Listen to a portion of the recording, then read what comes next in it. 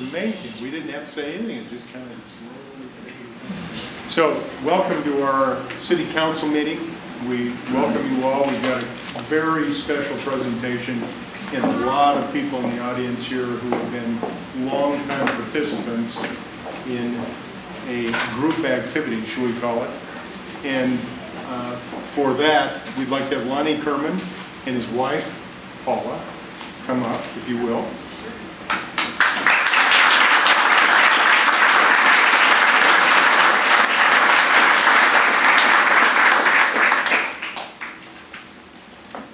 Now, I noticed that you got quite a fan club here, Lonnie. I'd like you to bring them down and cheer every time that we have a city council meeting. I've known Lonnie for a long time, and Chris Coleman called me and said that he wanted to do something really special. So Chris, I'd like to have you come up here as well. I'm going to start by reading this first proclamation. This is all about, this particular one about Lonnie. Proclamation reads, whereas Lonnie Kerman founded the North Side swim team, the Otters, 35 years ago in 1977. I was a little too old to participate. I was a baby then. And whereas over those 35 years he has earned a reputation as a coach of champions, and whereas those champions have been thousands of young swimmers who were encouraged, loved, and challenged by Lonnie to do more than win races, Lonnie challenged them to do their best. And whereas Lonnie is loud and boisterous and sometimes intimidating coach, but no swimmer ever sets their personal best without a hug and a smile from Coach Lonnie Kerman. And whereas Lonnie's team, the Otters, was formed and continues with a commitment to this belief, Otters accepts all children who wish to swim, not just as excellent swimmers. They stress self-improvement, self-discipline, physical fitness, and team success above individual winning. And whereas Lonnie has done much for young people outside of the Otters, Lonnie has been the head coach of the North High School in Des Moines for the past 17 years, and Lonnie has contributed to the confidence and success of students in the Des Moines School District, where he has worked for over 30 years, recently on the home instruction staff, and for 17 years at Moore Elementary as a gym teacher and helping in the classroom and the library. And whereas Lonnie is blessed with a lovely and supportive wife, Paula, who is also committed to her life.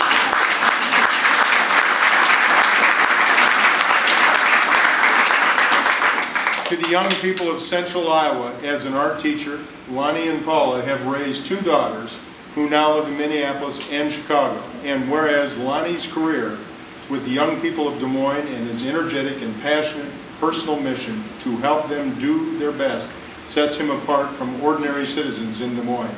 And therefore I, the Mayor of the City of Des Moines, and for our Des Moines City Council and the citizens of Des Moines, as a tribute and honor to Mr. Lonnie Kerman, proclaim Lonnie Kerman as a distinguished citizen of the City of Des Moines, and I call all of our citizens of Des Moines to honor and congratulate Lonnie and to conduct themselves with the same spirit of citizenship, leadership, and genuine concern of others as Lonnie has displayed over his career in the schools and at the pool. Lonnie.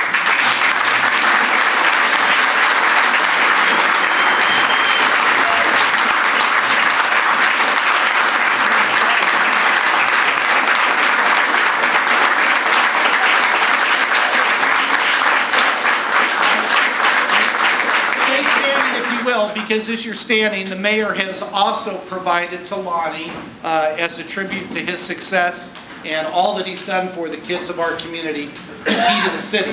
And Lonnie, I'm going to put that around your neck.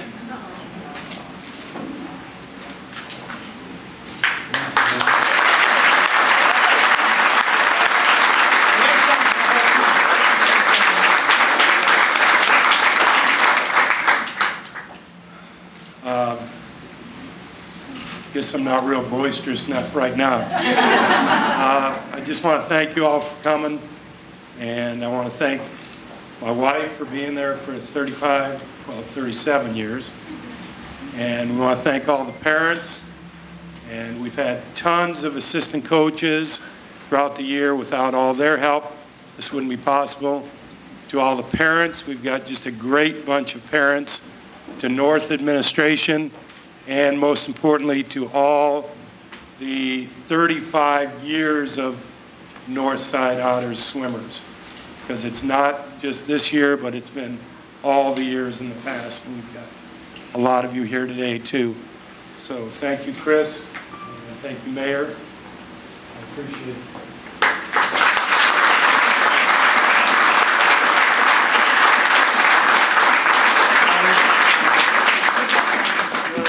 Let's have Lonnie and Paula come up, and we're going to get a quick picture of Chris, the four of us. Lonnie, we want you with the number. Paula, you.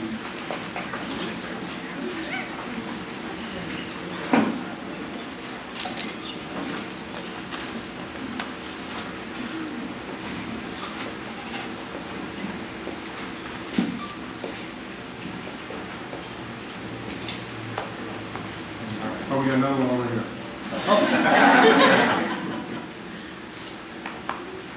Thank you. Okay. We need like 8 of our otter swimmers to come up front. Raise your hand real quick. No, let's bring them all up. You want all come Everybody's up? up If here. you're a swimmer, come on up. We want all the swimmers. You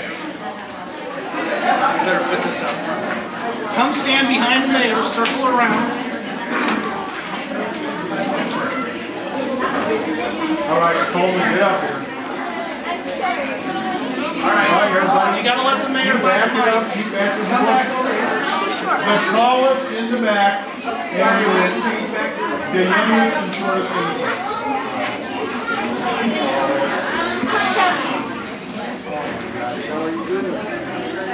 I know.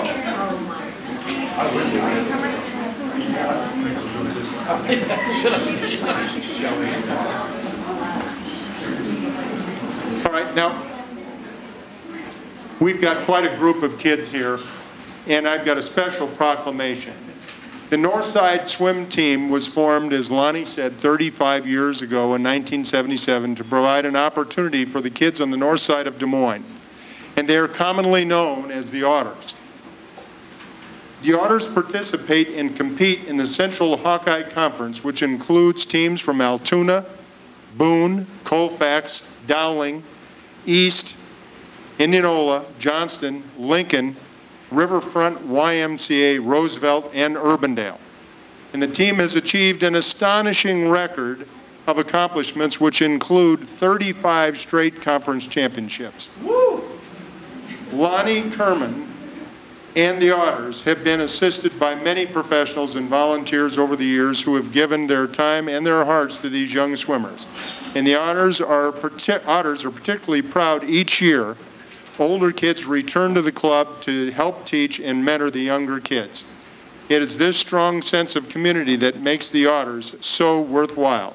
And head coach Lonnie Kerman, the parents and supporters of the Otters have formed a foundation to ensure the club is available to all now and in the future.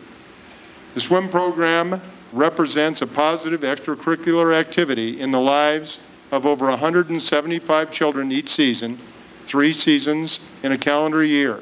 Because of the foundation, the Otters accept all children who want to participate, who are willing to attend the practices, and that's important, you guys. We don't want to miss any practice. And follow simple rules of mutual respect regardless of their ability to pay. And therefore, in recognition of this mission, its success and achievements of the amazing accomplishments this summer of 35 straight conference championships, I, the Mayor of Des Moines, on behalf of the City Council and the citizens of Des Moines, do hereby proclaim Monday, August 27th, 2012, is the Northside Swim Team Otters Day in the City of Des Moines, and call on our citizens to honor the Otters and their achievements and to recognize their strong community of coaches, parents, sponsors, donors, and volunteers. Let's give them a great, great big round.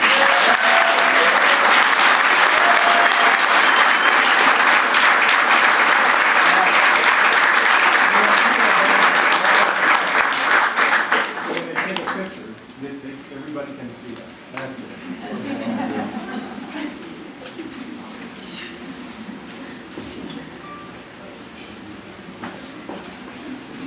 Now, does anybody have a wide enough lens that we get every single one of these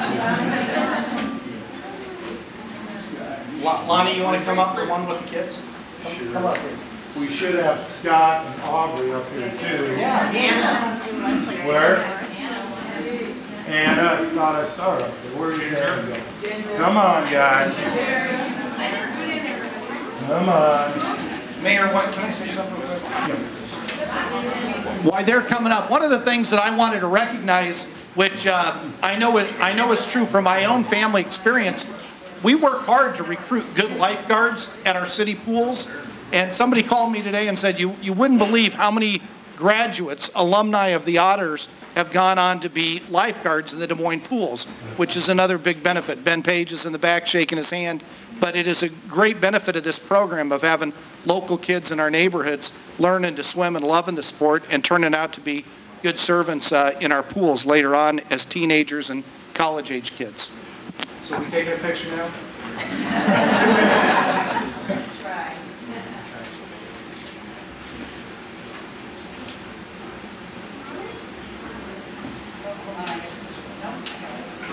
I might just also add, while we're getting some pictures snapped, that we don't have a key to the city for all the Otters.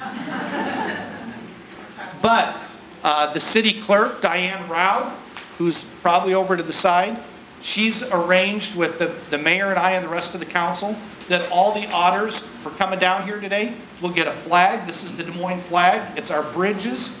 We think that's really an important symbol of building relationships, and that's what you guys have done through the Otters, met people from all around the city, and so we want you to take that. And we also have a miniature pin for the adults and the volunteers that help with the audit. It's a pin, it's a miniature key to the city that we want you to have for the adults that might wear clothes that they put a pin on. So please grab that from Diane Rao, the city clerk, or myself as you leave. So thank you for coming. Let's give another great big hand.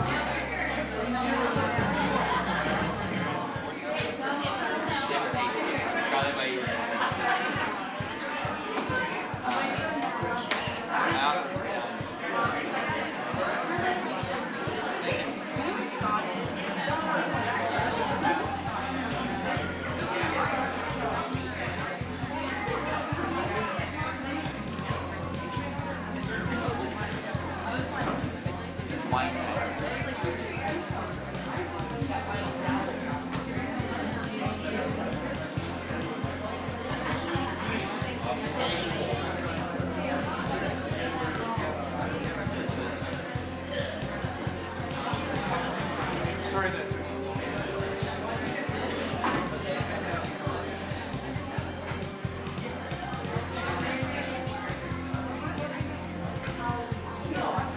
We're going to get going with public housing.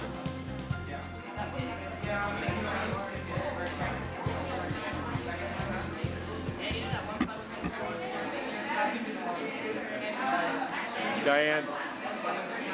Hey, Skip. Have Diane come on in. I know. She needs to take roll.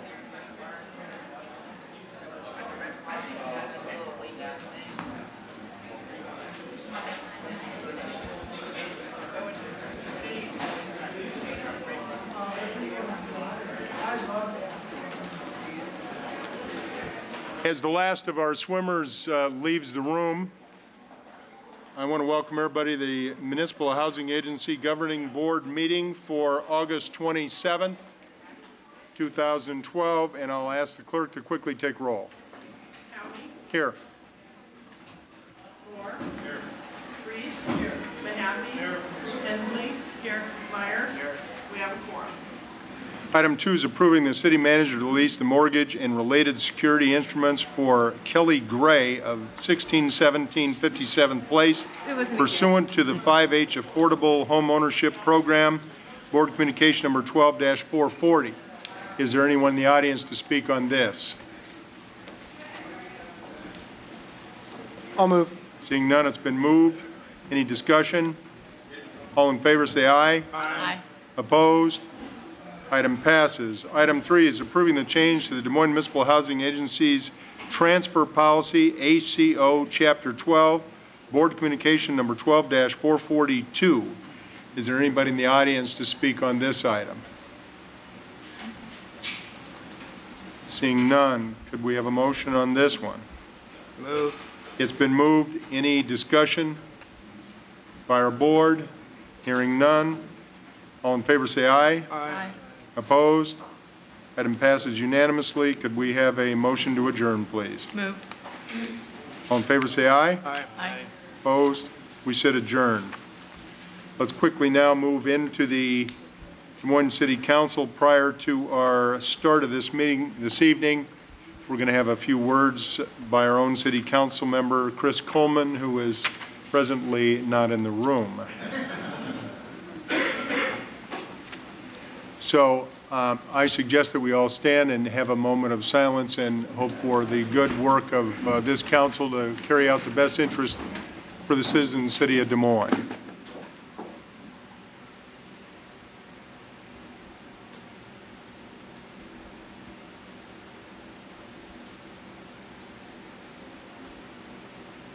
Thank you. Be seated.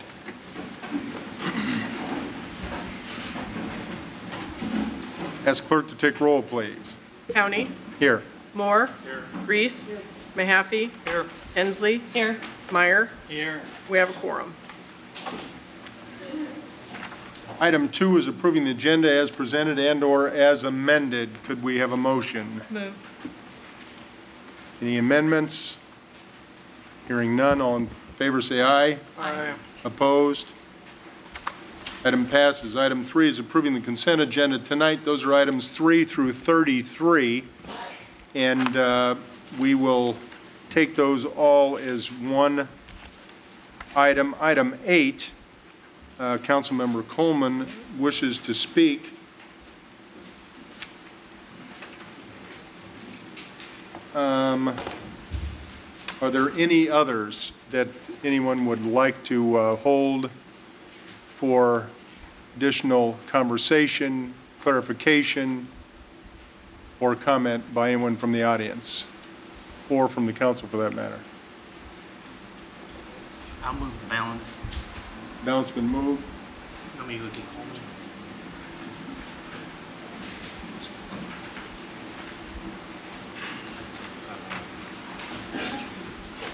How Coleman tries leaving the station 7.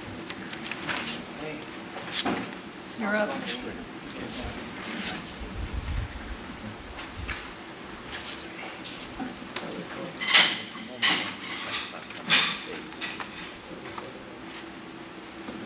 Okay.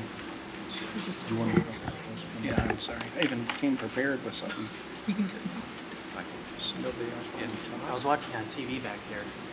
Those kids are about to hear something. All right, and we're going to also pull item 19. Mr. Coleman, any items?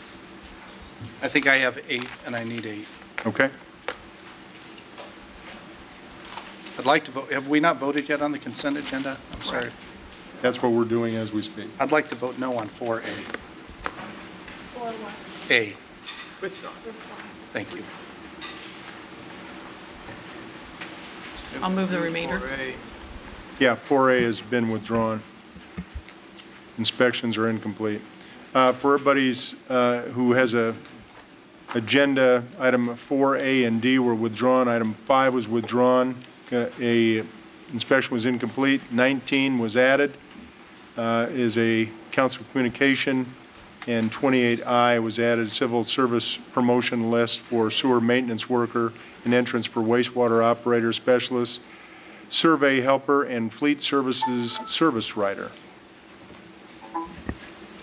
We have a motion for the balance. Mr. Coleman? It's 7 yes. All right, that takes us to item 8. Item 8.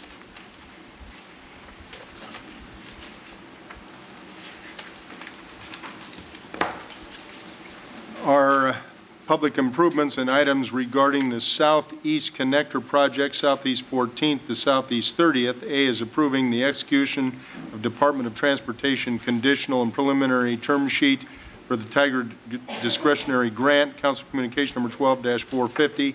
B is authorizing the agreement for the preliminary engineering services with Norfolk Southern Railway Company for rail impacts associated with the Southeast Connector in Council Communication number 12-454.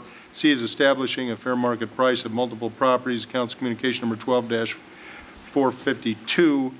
And D is approving a retention of Figueroa Baker Daniels as outside counsel to provide advice and representation on railroad matters. Mr. Coleman. I pulled this off. I am very supportive of it. We had the groundbreaking last week, and the mayor took time to recognize some people that had done great work to make this project happen. And I just wanted to move it and create a public record of appreciation and admiration for the work that our city engineer, Jeb Brewer, has done on this. And I apologize. And I'd like to just ask him to stand and let us recognize him. This is a hugely complicated project. I think without his tireless commitment working with other engineers and public policy, he sat back down, of course, he's Jeb. Other public policy leaders from around the region, this wouldn't have been the #1 priority for the MPO, the region, and it wouldn't have gotten the funding that it got. This is special Tiger grant, unique funding source. We competed with hundreds, thousands of applications around the country, and they saw our application to be superior. And Jeb, I just wanted to thank you for your work, your guidance on this, and your leadership. It wouldn't have been happening last week without your professional leadership, and I just wanted to thank you. I know the council and the mayor agree with it, but I also know that everybody involved in the MPO, the region's planning organization for transportation, agree with that as well. And I just wanted to take a second to recognize you.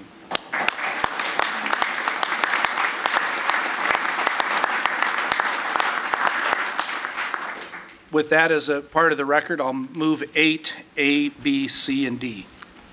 Nicely said. 7 yes. Right, takes us to item 19, which is setting a date of hearing. This is on the proposed ordinance amendments to establish a uniform administrative hearings process to consider appeals from decisions by city officers and to apply the administrative hearing process to establish decisions made by city officers in the performance of their duties. And we're setting that date of hearing for September 10th of 12, Council Communication number 12-470. I'm going to ask the city manager to quickly make a comment on maybe the existing process and what we're looking at moving forward with this proposal. And with that, Mr. Manager, I'm going to quickly turn it over to you. Thank you, Mr. Mayor. On May 21st of this year, the council by motion referred a proposal back to City Attorney Jeff Lester and myself to take a look at several procedures now where appeals on various matters are brought to the council for resolution. The proposal, in short, is to turn those procedures into an administrative hearing process, which has worked rather well in a number of other areas, but has not been applied to some of the ones that currently appear on the City Council agenda. The action this evening sets the date of hearing to allow Council to consider an ordinance that would create an administrative hearing process.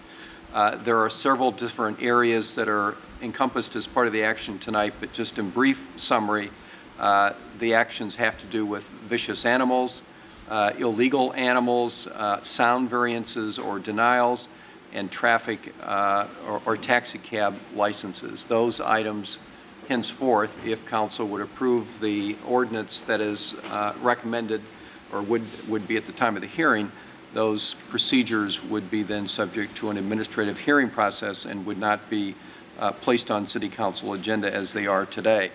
I would add, and I am aware that there are different points of view about this, I would say that in our form of government, the public is always free to place items on an agenda, not necessarily these appeals, but if the process goes completely awry and citizens wish to bring to Council's attention concerns they have about administrative hearing procedures, there is always the option of placing an item on the agenda and discussing that matter with the Council.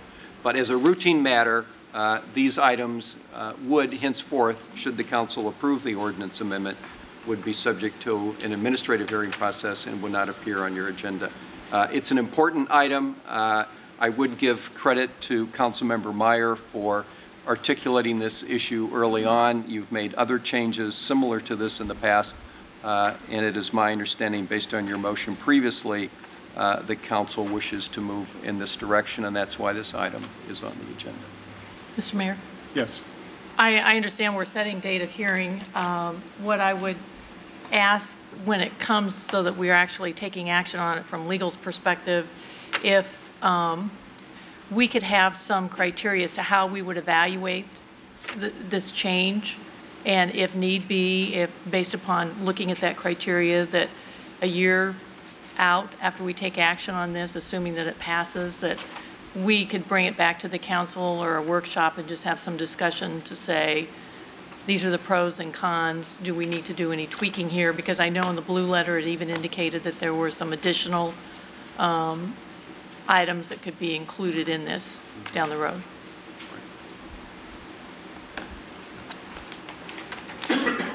If I could just comment, Mr. Mayor, Councilmembers, Christine, your suggestion is one that we've used in other ordinances that are new, and in effect what you're saying is let's evaluate these over time and then report back to you periodically. Correct. We don't have to wait a year, but give you those results as they go along. Perhaps quarterly would be an appropriate reporting cycle, so we'd be happy to do that.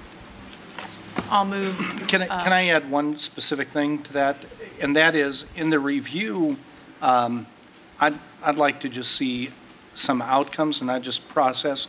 For instance, how many times has our administrative hearing officer been overturned? Has it not just worked for the city, but for the citizens, and how that's worked? Sure. I'll move item 19.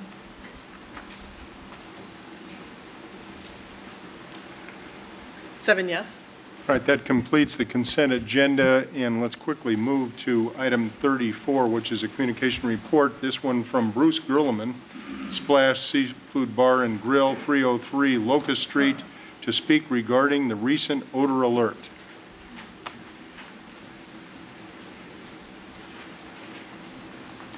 Thank you, Mr. Mayor. I am Bruce Gerleman of 303 Locust Street, downtown Des Moines. And I trust all of you have seen the headlines from the Des Moines Register and that you're aware of the odor alert that we had, which was the first odor alert in the last 10 years. The headline, Des Moines residents cry foul as stench fills the air. On this particular night, we had 14 complaints to the odor hotline. It was also the lead story on the 3 TV stations, so my speech tonight really relates directly to all of that.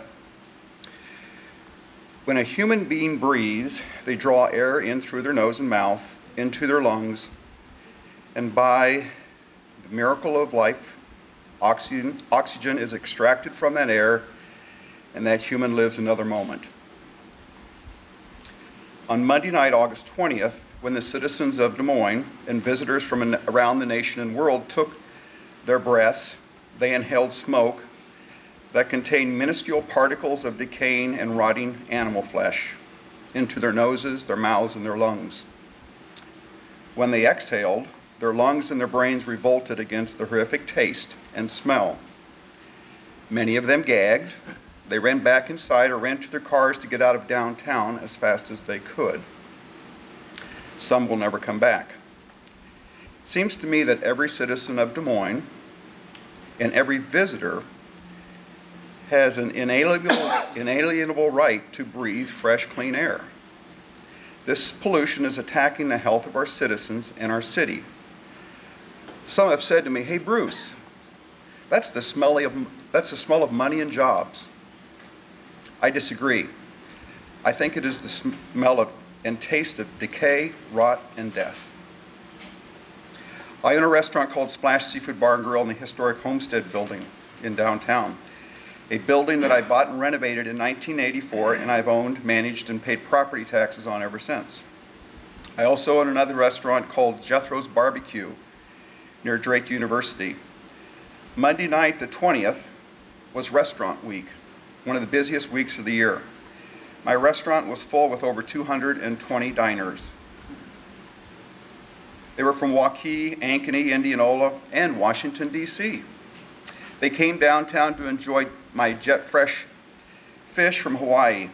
As my guests left the building, they were horrified by the smell outside and questioned me as to how anyone could endure it. It was embarrassing for me, my restaurant, and our city. Diners at Jethro's Barbecue abandoned the patio and retreated inside, clear over in the Drake neighborhood. Patios at restaurants all over downtown emptied out, and thousands of people who live downtown fled their decks and their patios and closed their windows. As I looked over at my neighbor, the beautiful World Food Prize building, it was aglow.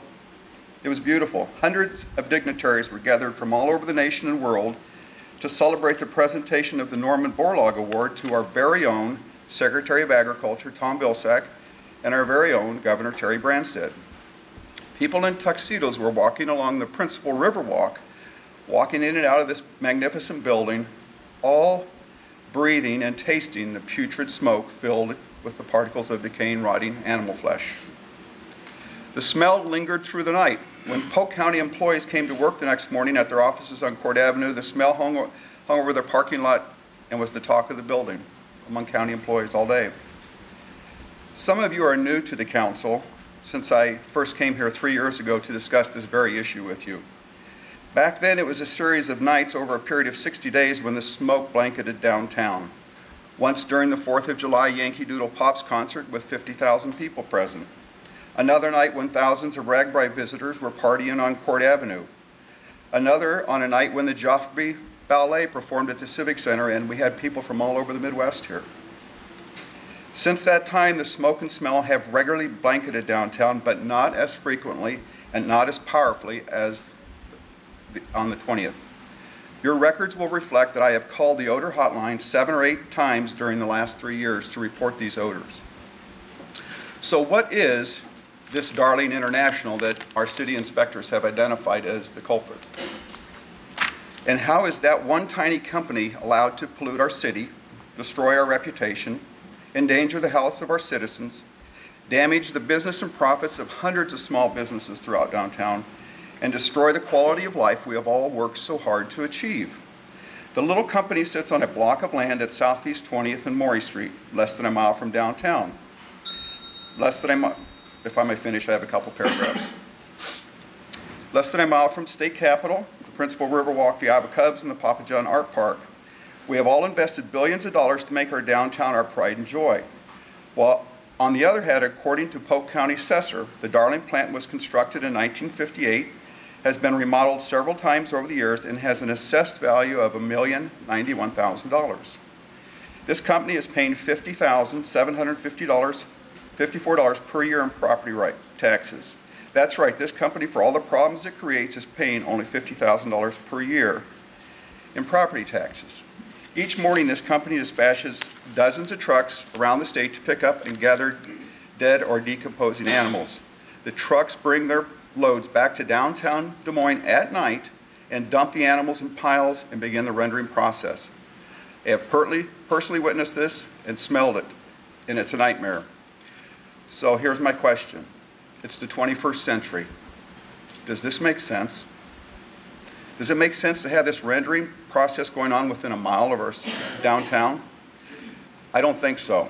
So tonight I'm asking you, the City Council, to direct the city manager to begin the process of relocating Darling International. The city manager could use a variety of existing economic development tools and incentives that are currently available from the state, county, city, and private interest.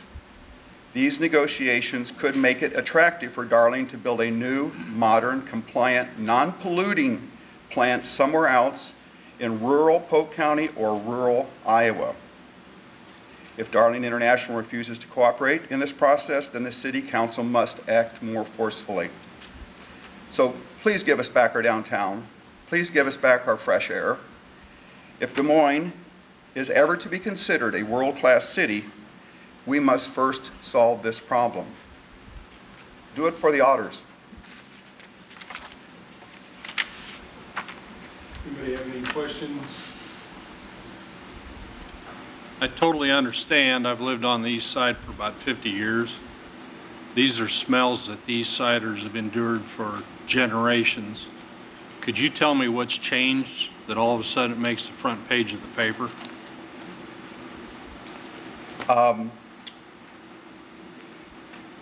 In my research, there are two plants on the east side that still process animals. One of them processes live animals, and the other one processes dead animals. This is the only one that processes dead animals. And on this particular night, it was horrific. And so for whatever reason, 14 people called. That odor hotline is a whole nother issue. And if that's for another council meeting. Let's just say it's working. It finally did work. So the reason it's on the front page is because a lot of people live downtown now, and a lot of people have paid a lot of money for condominiums, and a lot of people have patios and porches, and they sit there and they have to leave. And there are a lot of restaurants that are downtown that have patios. So that's the only answer I have for you.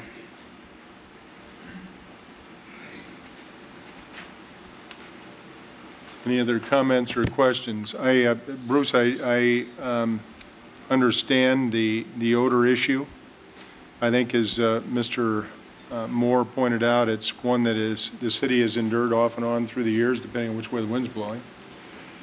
And how many plants there are that are emitting such odors, which can be a variety of things. If you've been to other cities around the country, around the state that also have different odors, you can tell which way the wind's blowing by the odor that's coming in the downtown of some of those cities. I think that long ago we established an odor board, and again I would suggest to you that there is an opening on it, and we'd love to have you on the odor board. But Mr. Meyer, did you have a comment? I did, and it'll be it's my understanding, because I have not received any information from you regarding this. Darling International is in my ward. It goes back, I think, stated to the 1950s. If we were to do it today, I think it's fair to say we probably would not have that there. But, you know, it's a situation like Skip was saying that people have endured for a long time, and depending on which way the wind blows. And I think the best route we can take is to try and, you know, I was here 3 years ago when you came, and twice in 3 years, although it's never acceptable, and I did smell it that night, It's never acceptable, but it's my understanding it's a lot better than it used to be. My understanding also is that Darling has put forth and installed some pretty aggressive odor control equipment to try and mitigate the smell. Having said all of that, I think it's important to have this conversation, and I appreciate you bringing it forward. Again, we'd love to have you on the older board. I think you'd be a good fit for that. In addition, my motion will be to refer to the city manager's office, but we can't just unilaterally go in and say, you guys are moving. It doesn't work that way. We've never done that. And it's something I think that's best if I refer to the city manager that you can, I think you're a good ambassador for downtown, and I think it'd be helpful if you sat down with Darling and maybe with facilitation from the Des Moines Partnership, the Chamber of Commerce, we could all have a conversation.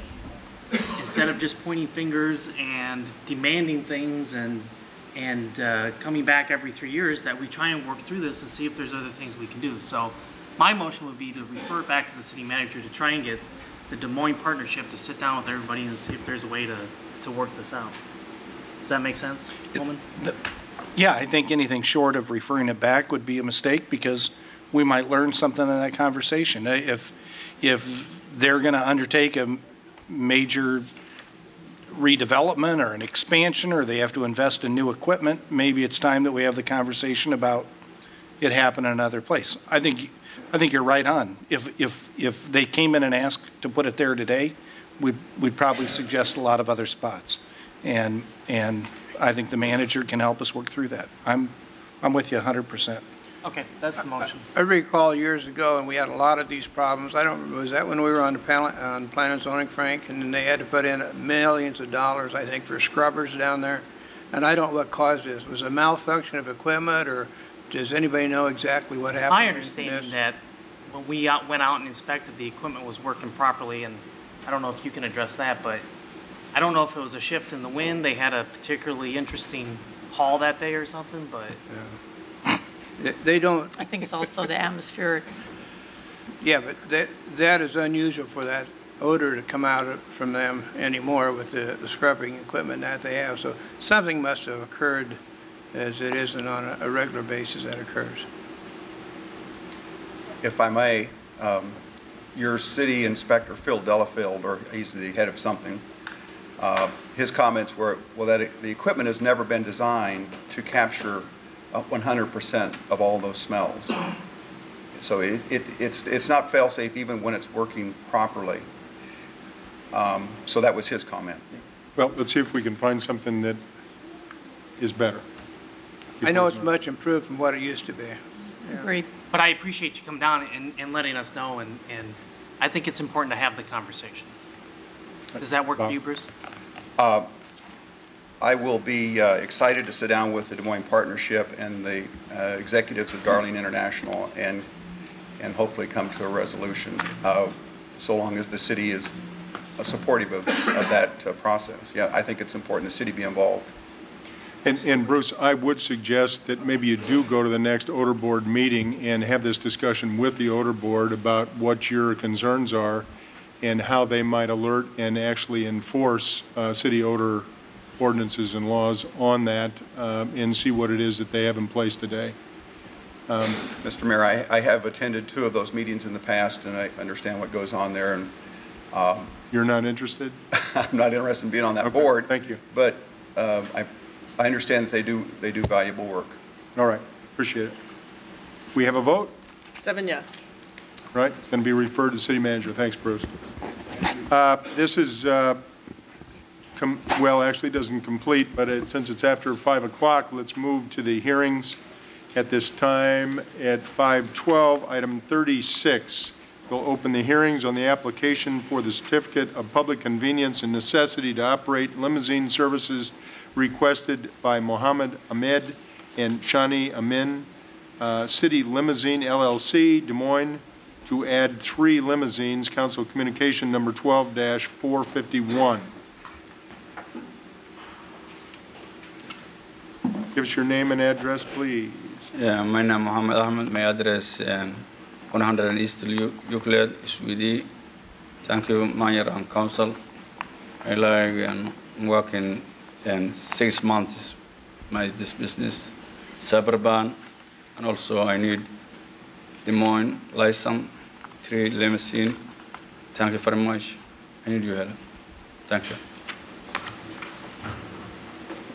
I'll move it. Recommendation is to approve, so. Yeah. Okay. Mohammed is also and partners, the new tenant of the daycare in the, Yeah, Monday. Which one? on top of the garage. Oh, on Fifth and Q? Yeah, Yeah, Oh, okay. yeah, Excellent. thank you. we signed that deal a month ago or so. I didn't realize you were one of the partners. Congratulations. Thank you. Thank you.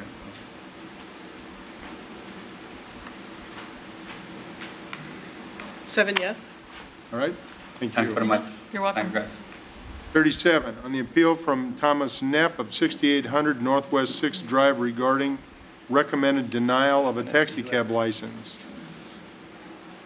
Is Thomas in the audience? Thomas Neff.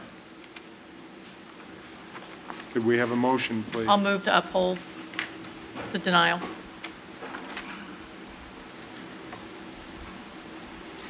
Seven yes. Item 38, on the appeal of William Schimmer of 3302 Sims Drive, of the Administrative Hearing Officer's decision regarding his dog exhibits A to C and D to F.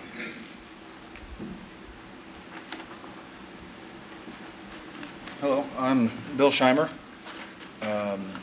here to discuss an issue with my dog. My dog has bit twice in the past. Once his first kid he bit was poor Zach Deal back on June 9th of 2011. Kids were playing in the house, they ran up, the dog was sleeping, they stepped on the dog, startled him. He turned around and did bite Zachary Deal on June 9th. July 18th, we put the dog out, 6:30 in the morning, on a leash in the front yard, a 5-foot leash. A kid at that time walked up behind him, hit Remington. Remington turned around and grabbed his arm, left one little puncture wound. The mother at the time brought that child in, cleaned him up, left him there at the daycare. Later that afternoon, the father took him to the hospital. And then at 5:30, the ARL came and impounded my dog at that time. He spent 10 days in quarantine, no problems. Since that date, we got him back. I went out to Menards, bought the 6-foot kennel, chain link kennel, put a 4-foot fence around the outside of that, and plus I have a 4-foot fence around the perimeter of my yard. The main thing here is July 5th, when this incident happened. Zach was at my house again. He's friends with my boys. The dog was put out in his kennel at 7 a.m. in the morning. When he's inside the kennel, that gate's locked, and there's a fence 4 foot away from it. It gets locked too. There's no way no one can get to him or he can get to anybody. And we put this all in place after the second incident to prevent that from ever happening again. The day in question, the reason my dog's still impounded is Zach and my son were playing in my backyard approximately 12 o'clock that afternoon. A black and white dog comes strolling down the road, and my boy and Zach tried to feed it a piece of candy. Well, the black and white dog, the stray dog, bit my son. Or not my son, I'm sorry, Zach Deal. The last time we had an administrative hearing, Zach and his family were all out of town. And tonight his mom's at work. He couldn't make it here, but I brought Zach with me and his older brother. There's multiple things on this report that was mentioned that I disagree with in multiple ways. My dog never bit the kid in question. They never looked for the black and white dog either. I have Zach here to testify because he couldn't make it to anything else to the fact that he was never bit by my dog on July 5th. And that's the whole confusion here, because when we went to the hospital, he said, I got bit at the same place I got bit last time. And I was automatically, they came to my house, took my dog.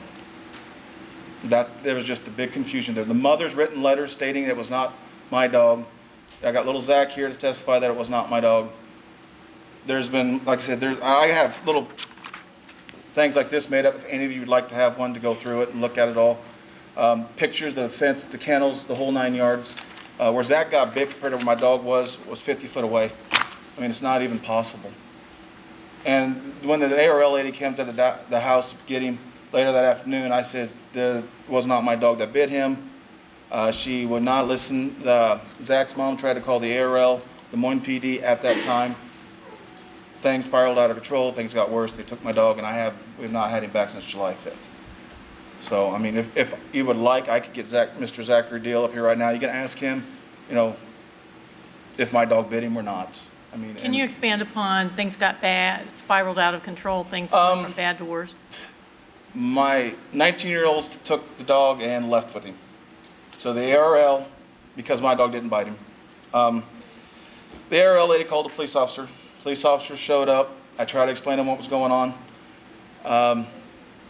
I wound up going to jail for not cooperating because I tried to explain to everybody then that it was not my dog, and no one would listen. We had, like I said, Zach's mom calling, trying to explain it to him too. She was at work, and it's just like I said, spiraled out of control just because of some miscommunication at the hospital. I mean, there's statements in here, like I said, stating that Zach talked to the ARL lady. He never did. Because when he was getting stuff, the stitches put in his hands when they said that they got the information. And the ARL lady never went to the hospital, talked to him. His older brother Andrew came to the house and told us that Zach had got bit. We had no idea of it at the time that it happened because he ran straight home. They were trying to say that there was no adults home when this happened even. My wife was home all day. She has an in-home daycare. So, I mean, like I said, it's just a big misunderstanding that truly got blown out of proportion. Okay, thank you. I think that we ought to have Sergeant Rodabaugh. Would you guys like those packets that I have? Your Honor, if you'd like me to explain real quick. Yeah, I mean, please. Hold on 1 second. Yeah, Mr. Scheimer's perfectly entitled to make the same argument which he did at the administrative hearing, that it was not his dog. Unfortunately, no additional evidence can be taken at this hearing. You're limited to the evidence that you produced at the time of the administrative hearing, and so you can't have anybody else testify. You can't provide counsel with anything that wasn't provided at the time of the hearing. Okay. In here, I have a letter from the mother with her phone number on it. She would be at work. She's at work now, but she said she'd be happy to let anybody call her. Okay, again, sir, that would be additional evidence. That would be new evidence. You're not permitted by code to provide that evidence. That evidence needed to be provided to the hearing officer at the time. Zach's testimony needed to be provided to the hearing officer at the time. This is for you to argue to counsel why the hearing officer got it wrong, not to provide additional evidence. And that's the thing. I truly did not know any of that. You know, I thought was going to talk about the incident on July 5th, not the entire dog's background, right? Everything else. Like I said, Zach and his mom and them were on vacation at the time. So, Sergeant Rodabaugh. Scott Rodabaugh, Sergeant, Police Department. I just kind of provide a synopsis of why we ended up here. On July 5th of 2012, I'm not sure of the pronunciation, Mr. Scheimer's black lab named Remington was in the yard, and it ran to the fence when Mr. Scheimer's son told the dog to get the fence. The dog jumped on the fence and bit the hand of a 11-year-old boy that was standing on the outside of the fence. That bite resulted in a puncture and a tear to the boy's hand. The boy in that case on July 5th was very specific. He identified the dog as Remington, the dog that had bit him before. It is pretty clear when he reported it. He said it was the dog that bit him before, and he was over there. Told us that he was over there playing where he does daily. He goes over there, and he was over there with the owner's son, unfortunately that son wasn't brought to the hearing to testify whether he told the dog to get the fence or not. On July 18th, 2011, Mr. Scheimer's dog named Remington bit in a 9-year-old boy. When the boy arrived for daycare at Mr. Scheimer's residence, the boy backed away from the dog after it acted in an aggressive manner, but the dog lunged forward and bit him in the arm, which resulted in a puncture, scrapes, and bruising. At that time, Mr. Scheimer's claimed that the dog the dog was provoked by the boy walking up behind it and striking it. I gave him the benefit of the doubt, was hoping that we wouldn't have yet a third bite, but here we are. On June 9th, 2011, once again, Remington the dog bit the same victim as I mentioned here, the victim here recently. On June 9th, 2011, Remington the dog bit a 10-year-old boy at the time in the face, which resulted in lacerations, which required hospital treatment and a variety of stitches. And I have a photograph of that. It's quite a telling story. The victim said he was petting the dog when another boy stepped on the dog's tail or kicked the dog. I have no doubt this is the same dog involved in 3 bites. All of the evidence is consistent. It's very credible. Unfortunately, we've got three different bites on 2 different children. One of them was a face bite, a pretty significant face bite requiring a variety of stitches. I don't look forward to declaring any dog dangerous or vicious, but weigh all the facts and spend a great deal of time deliberating whether it should or shouldn't be done. And for the protection of everybody in Des Moines, I feel that was the right decision to make. And so the dog was declared dangerous. As a subsequent piece of the dangerous animal ordinance, it was also declared vicious, which gave the hearing officer that option. The hearing officer found that there was enough evidence to support both declarations, that it's dangerous and vicious. So that's it in a nutshell. In doing research to make sure I had all my paperwork for this proceeding, I stumbled on a report back in 2006 where a black and white dog, which has been the phantom dog recently, a black and white dog also involved in a bite and also owned by Mr. Schimmer.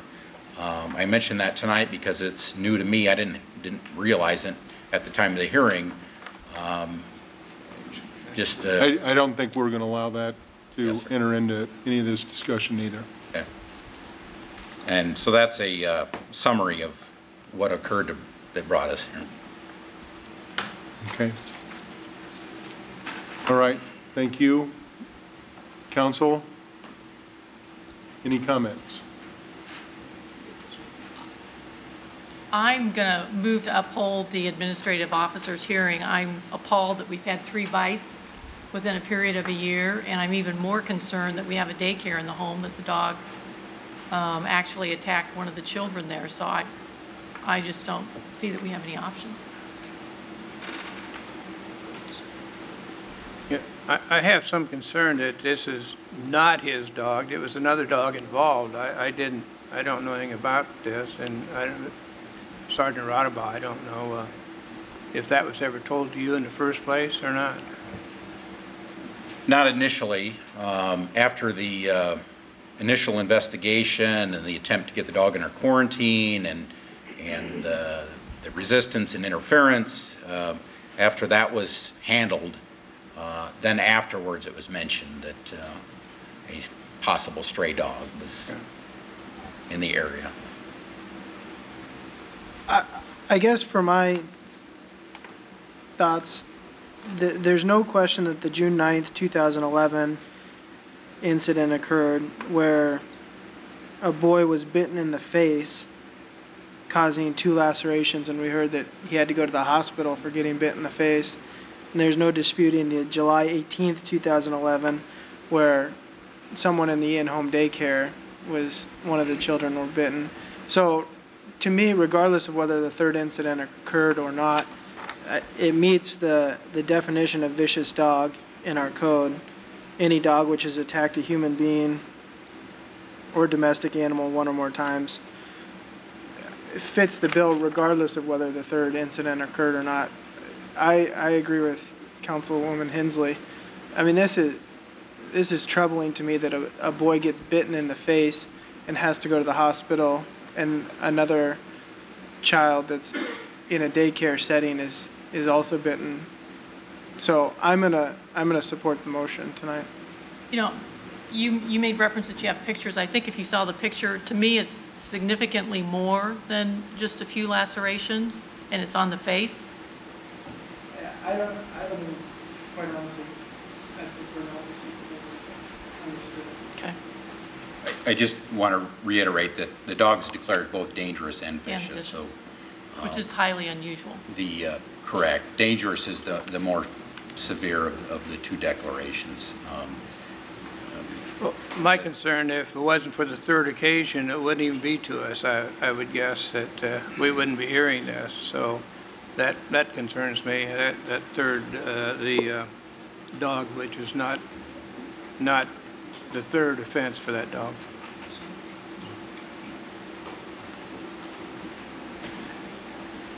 Sergeant, when was the, well, go ahead. 4 yes, 1 no. All right.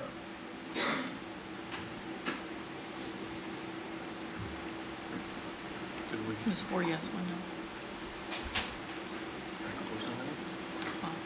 no. All right, if there's any other details, Sergeant, you might want to talk to Mr. Schimmer and explain to him what the next step is, and we'll move on. Item 39 on the proposed amendments to section 134-954, the zoning ordinance regarding the allowed location and operation of businesses engaged in the sale of liquor, wine, and beer, and approving subject to the final passage of enacting the ordinance. A is the first consideration of the ordinance above. B is the final consideration of the ordinance above. The waiver is requested by the Community Development Director and requires 6 votes. And C is the continuing the temporary moratorium on new and converted business selling for off-premises consumption operated as a limited or general food or retail sales establishment, gas station, convenience store, or a liquor store. Council Communication number 12-462. We'll go ahead and open the hearing and first ask Council, anybody have any comments moving forward? Or are we ready to listen to comments? Turn it over to you. Name, address, sir. Mr. Mayor, members of the council, William Lillis, 317 6th Avenue, Suite 300, Des Moines, Iowa. I speak to the items A, B, and possibly C, but particularly A and B. We represent a proposed developer that's coming to town who wants to look at and has looked at Des Moines. Some of you know, some of you may not know. And they have had concerns, and I've shared this with legal counsel regarding the text of your proposed ordinance. We believe that the text is arguably strong and designed to be strong, but we believe overly strong. My recollection is that the item came to you for the temporary moratorium, which has been continued for a couple times, and it was initially dealing with a building of 10,000 square feet, and then now I think it jumped to 40,000 square feet, and then there was the question of the weighting of the number of percentage as to whether there would be food and or liquor involved. Our concern would be primarily those 2 items, and we've shared that with Jeff and his staff regarding the 10,000 square foot limitation. With that, we were satisfied, and we certainly are satisfied with the limitations of the 40% regarding the sales, so that you couldn't have more than, you'd have to have at least 40% of something that would be non-alcoholic beverages.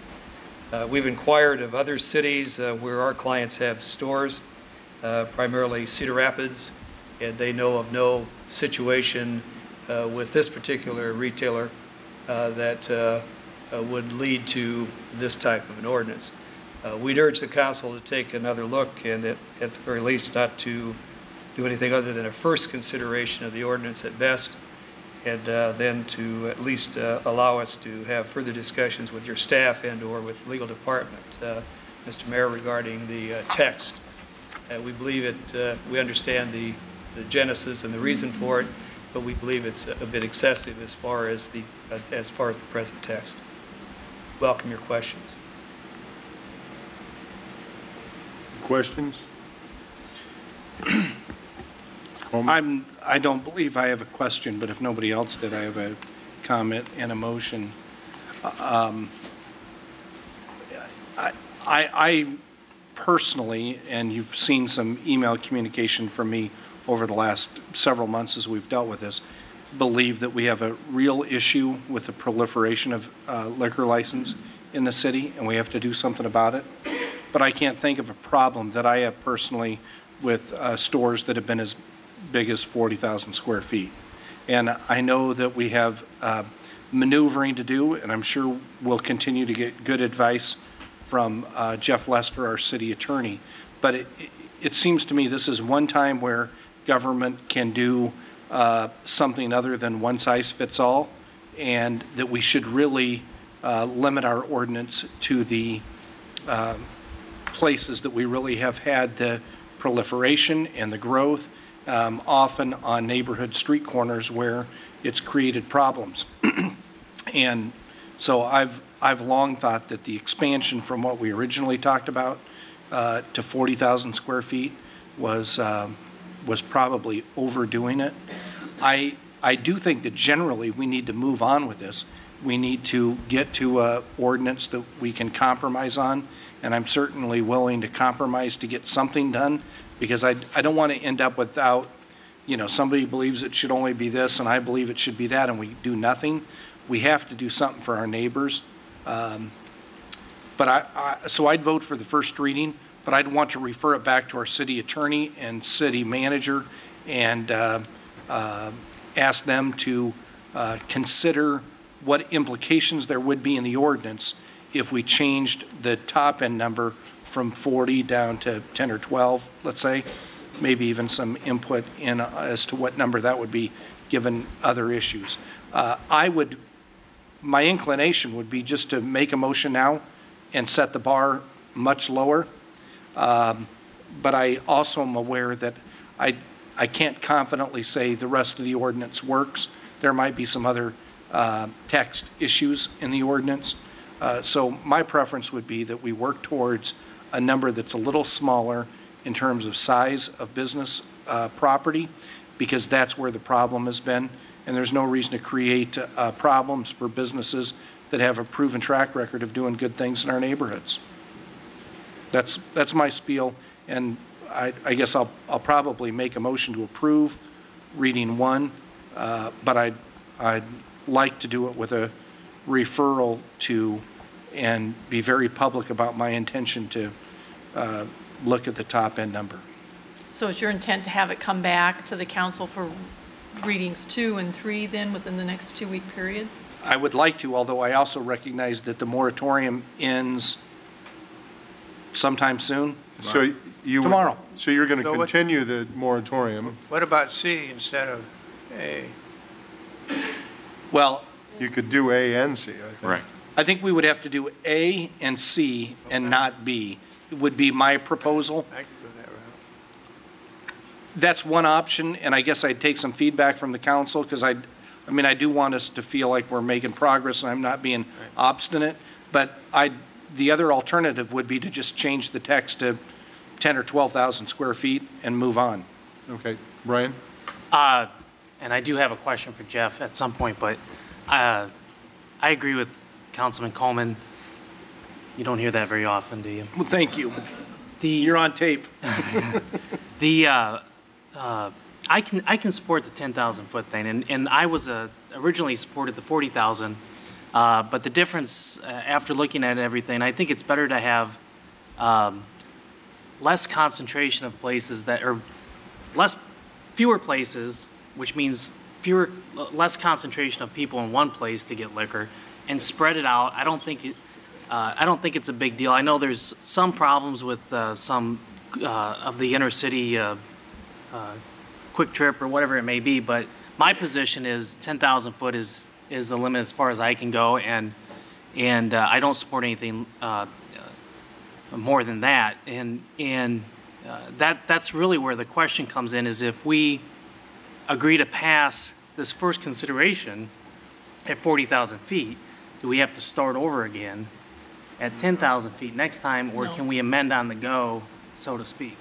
A council would be able to amend on the go to reduce it to 10,000. My preference tonight, I'll tell you where I'm at, would be to pass a first consideration of 10,000 feet and just move forward with that over the next 2 hearings. And I have no problem supporting for 2 weeks of an extension of the temporary moratorium, but I would just prefer to start with 10,000 feet tonight and not go to the 40,000, but That's my my preference. first preference too. Mr. Mayor. Christine?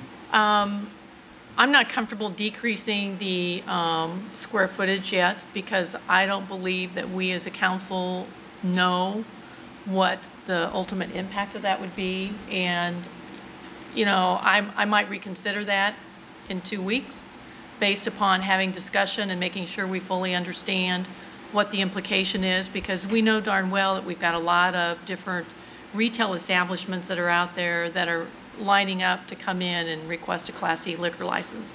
And, you know, if we lower it dramatically, that may be all right in the long run, but I want to make sure that I fully understand, and I don't know that we can come to that conclusion at this point.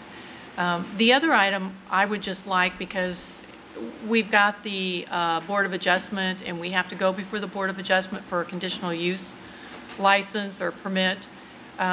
It appears, but we're placing a lot more responsibility on the Board of Adjustment than what we have. And there's been some comment that, is that really what we as a council want to do? And we had this discussion earlier in the meeting that we were changing the administrative hearings rules. I would really like, because I feel that they may have more opportunities to look at these issues, that legal do an, I don't know if I want to call it a lunch and learn or an annual orientation or overview as to, one, exactly what are the responsibilities when we're looking at these, you know, and give them a little bit of guidance and direction. You know, there's an arm's length relationship that we all have with Board of Adjustment, but I feel that because of more of these going in their direction, that we need to have some discussion to make sure that there's a clear understanding. And, you know, maybe we don't leave it at the Board of Adjustment. Maybe we look at all boards and commissions to make sure they understand. I know there's been some discussion with some of the other boards that they thought that would be beneficial as well. Skip?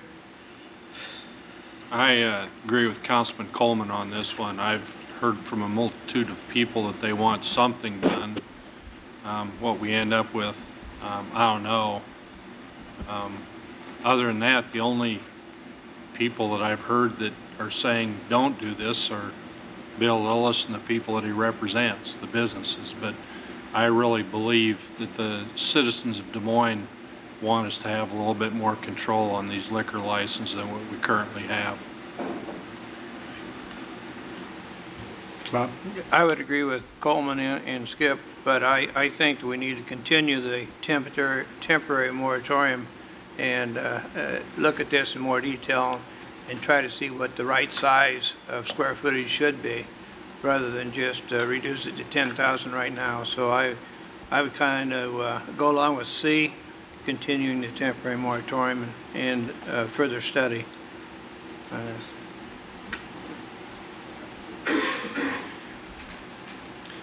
I guess since most everybody else has spoken, I'll at least say something on this. We have heard from citizens all across the city of Des Moines about their concern about the proliferation of liquor stores and establishments that sell off-premise, on-premise, every premise. And I think that we have to listen to that and know that our circumstances are different in the city of Des Moines than they are at other places around the state. Some smaller cities, a 3,000 square foot store might be the liquor store and the tobacco store and maybe a grocery store. In the city of Des Moines, that circumstance is somewhat different. I have some reluctance to want to put more work, I guess, on the backs of the Zoning Board of Adjustment. I think that in my thinking, and Bob and I dealt with this on Plan and Zone a long time ago, we'd like to see a pretty clear ordinance so that somebody knows right up front what the expectations are, where they could or where they couldn't do it, and not hope for a good vote on the Zoning Board of Adjustment to achieve their desired outcome. I think that if we write the ordinance tight, we talk about square footage, we talk about percentage sales, we talk about hours of operation, we talk about those kinds of things that can hopefully address a lot of the issues that the citizens of our city have asked us to try to work on. I would go along with the first reading but certainly continuing the moratorium while we review all the detail of the amendments as suggested prior to the final reading. I am not in favor in any way, means, shape, or form of having a final consideration of this amendment this evening. So, Mr. Mayor, can I just add one other item that I did not mention? And I believe it's important that as we have these ongoing discussions for the next couple weeks, I want to make sure that the ordinance does, I want it to be a level playing field for existing businesses and also for new businesses coming in. And I know that there has been some discussion regarding that, and want to make sure that that is taken into account as we have these ongoing discussions. Can we bifurcate the vote here and make C separate than A and B? I'd like to vote for C, but I'm not going to support A and B. So if it's okay with everybody, yeah, I'll move C, and then we can vote on that first, maybe? You want to take them in order? That's fine. Go ahead, Jeff. Thank you for weighing in. Just a quick comment. With respect to Councilmember Hensley's suggestion about lunch and learn for the board, I'll be happy to make my staff or myself available for that opportunity and with any board and do that on an annual basis if that's what council would like. Just to go through, especially when new members are coming on, maybe as some kind of a new member orientation. With respect to this particular ordinance, I would suggest that council maybe wants to give us an opportunity to review the ordinance in total. Certainly, I mean, as I understand it from my conversation with Mr. Lillis, and I don't, I understand what he's saying. His concern is with the conditional use permitting process before the board. And if that's a real problem and if that's a real concern, I'd like an opportunity to visit with CD staff, with Mr. Delafield and Mike Ludwig and my own staff about whether or not it's appropriate to even have the conditional use permit for any size, or whether that's just was an add-on that maybe is too far. And we can certainly come back with a recommendation about that. But rather than reduce it now and then have staff come back with a recommendation that you reduce it or change it further, my suggestion to council, and certainly you can do what you like, would be that we pass it, the council pass it as is for the first consideration, and we will review and take your comments and bring back a proposed amendment for second and subsequent reviews and consideration. But we do need C approved in any event. So I'd like to make this motion, and I understand it does not have Brian's support. Ironically, Brian's end is my end, which is not an ordinance that goes as high as 40,000 square feet. But I also recognize that people are sometimes more comfortable referring back the current setup. And so I would like to move 39A, and I guess oppose B, to decline B, but refer it back to the city attorney and city manager for a review and a recommendation of an alternative that would establish a ceiling that was in the 10 to 12,000 square foot range. And so I want to be real specific that we have the option that we have right now, but I'm moving it and referring it back so that we have an alternative option. I want to be real clear on that, so nobody says in 2 weeks that, we're changing the ball game or anything like that. I want to be real transparent about this. So that's what I'm seeking, but I'd like you guys to write it and review it so that any other complications of the existing ordinance can be referred. In addition to that, Jeff, maybe we would welcome an additional alternative that would address the process issues as you lay it out. And by, when you talk about a limitation of the, I'm sorry, thank you, Mayor. When you talk about a limitation of the 10 to 12,000 square feet, you're talking about on utilization of the conditional use permit process, correct? That's what we're talking about. I believe that's Mr. Lillis's request. Correct. Okay. Correct. Thank you. All right, we have a motion. I guess just for the record, I'm not going to support that motion. And the only reason being, I think there's some issues that are going to need to be resolved. I think as Christine pointed out earlier, we don't know what effect reducing it to 10,000 is going to have. So I would like some more input either from legal or the city manager before I support a first reading of an ordinance that we're not sure what impacts it's going to have. So.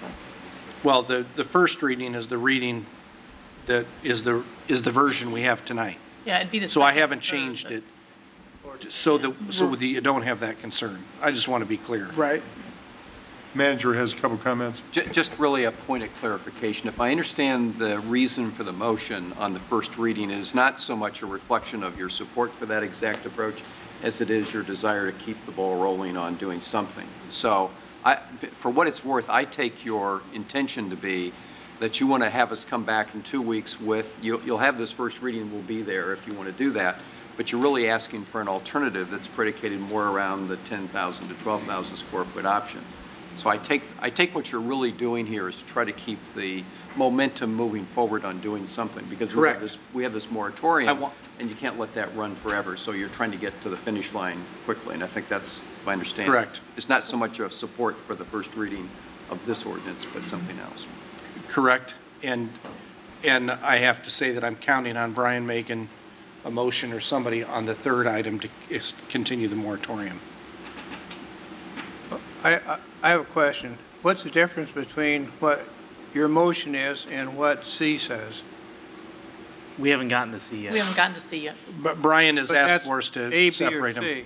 Okay. I only moved A and suggested that we decline B. B. And then we'll have another motion on C. Okay.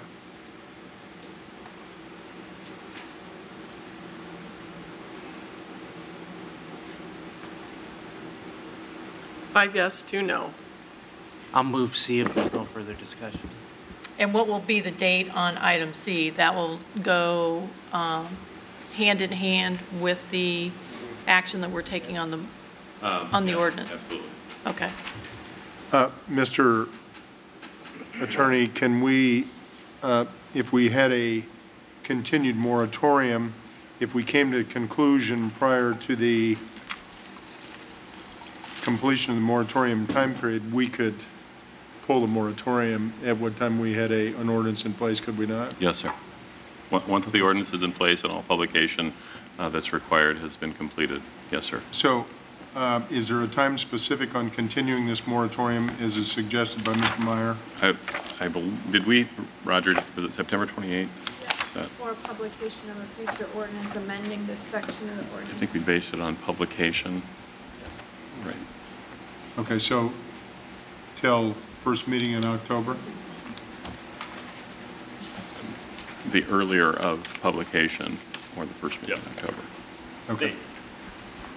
Thank you.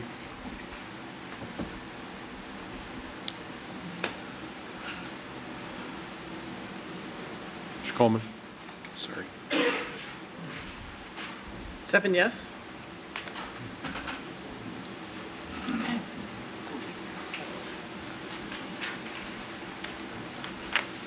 Takes us to item 40, on a request from Timber Creek Homes LLC to rezone 2007 East 33rd Street from R160, one-family low-density residential, to R2, two-family residential, to allow for development of two-family dwelling. Plan and Zoning Commission recommends denial. The roll call contains alternative motions. A is a recommendation from the Planning and Zoning Commission. Anybody here to speak to this? It's the request from Timber Creek Homes LLC to rezone. Seeing none, does council have any thoughts or comments here? We have a recommendation from the Planning Commission that recommends denial. If there's no comments on that, I would support, I'd vote to support the Plan and Zoning Commission's recommendation.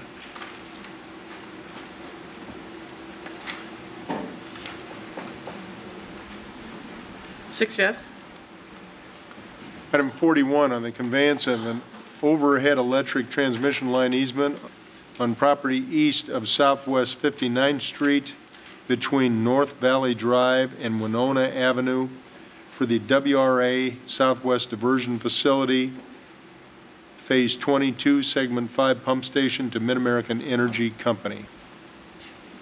Anybody here to speak on this item? Seeing I'll move none. 41. 41's been moved.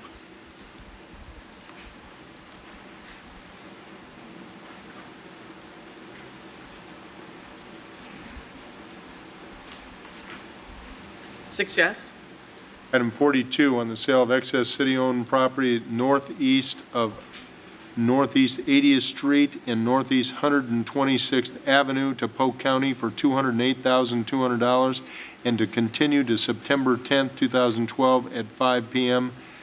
Council Communication number 12-448. Essentially, this is a motion to continue to September 10th. Anyone in the audience to speak? Seeing none, I'd move 42.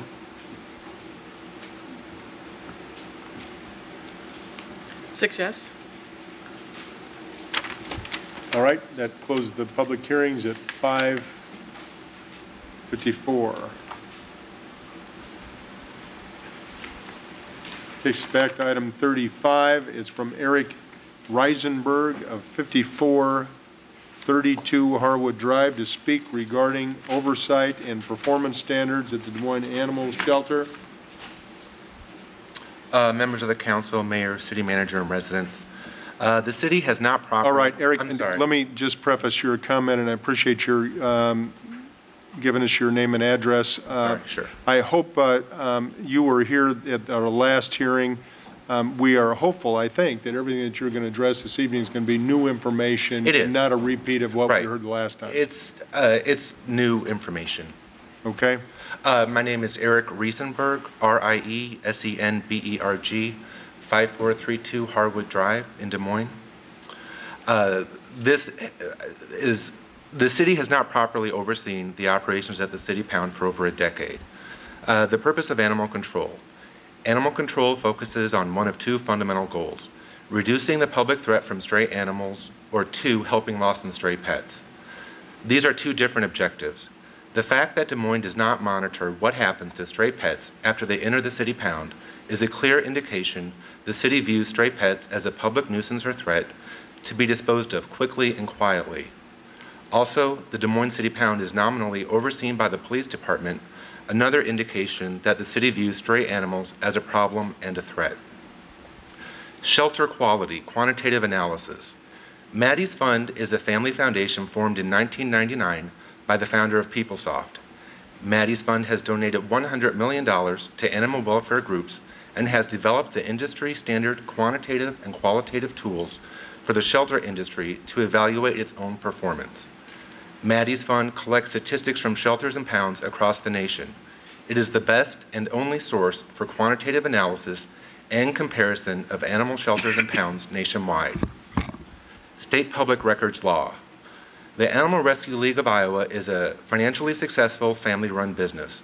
The state of Iowa and the city of Des Moines require little disclosure by private shelters. However, the city of Des Moines has contracted with the ARL to provide the public two services: animal control and the city pound. This has cost Des Moines residents $900,000 and more per year. Polk County also contracts with ARL. Des Moines residents thus pay a total in excess of $1 million per year, or 25% of ARL's revenue. Iowa state law defines all information held by governments as public information, with a few specific exceptions.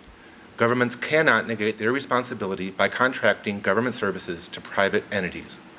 Des Moines is ARL's largest client and deserves better service. Des Moines fails to oversee the city pound.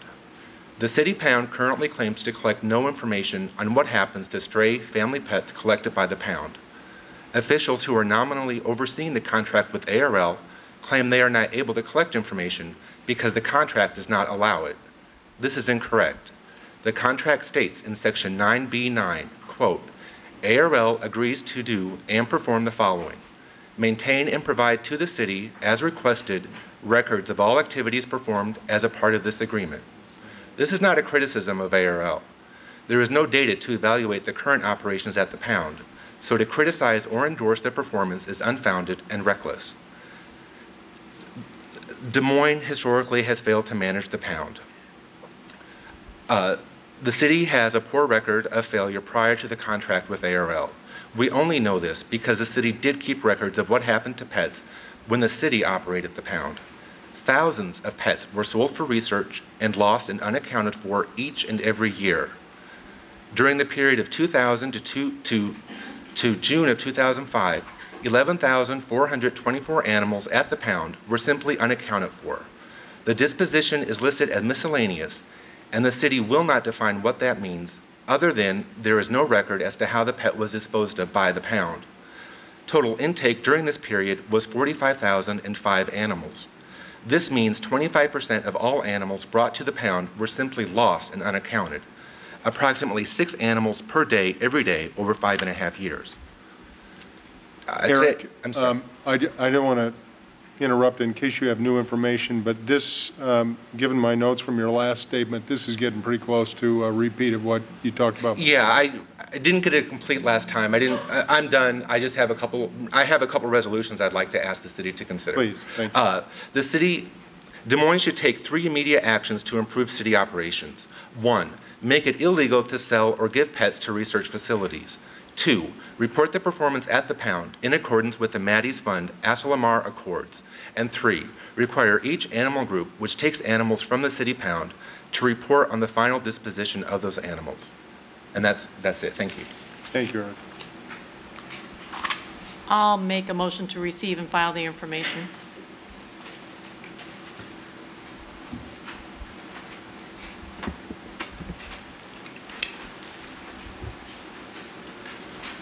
Six yes.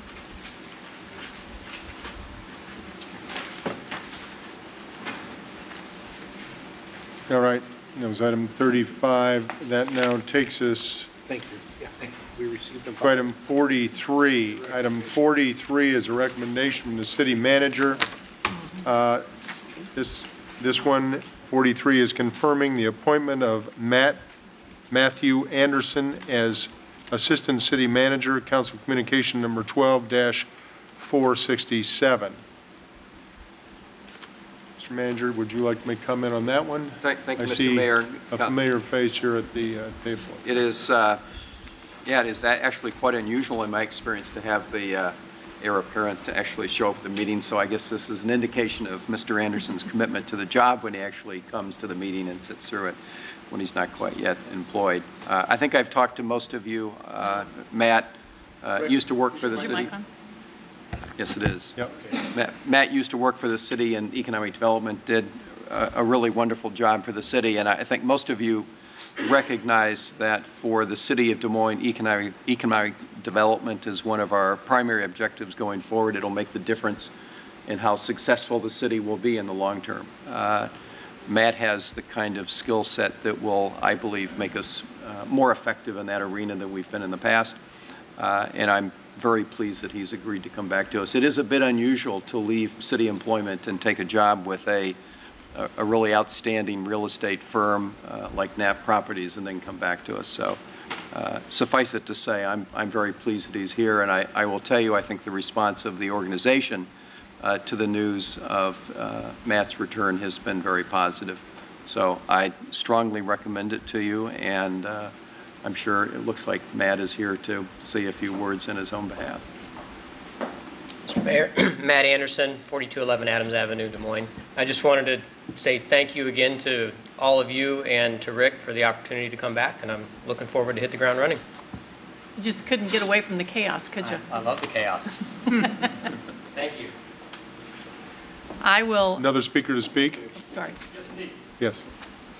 My name is Mark White, 2926 Southeast 5th Street. I'm here to talk about this hiring and ask you to vote against it. It sounds to me like it's already greased, and my appearance here is probably an exercise in futility. But I really think it's wrong to add a person at this level at this time. I understand the necessity for economic development. I think too often it's trotted out as an excuse for things that we want to do anyway. In fact, the other day, I received an email after I asked why we were watering the grass down on ML King West, and was told one of the reasons was, well, that's an economic development issue. Well, that was a real stretch, I thought. During this last budget, I'm at 2926 Southeast 5th Street. My fire station is Station 6. We lost the ambulance at Station 6.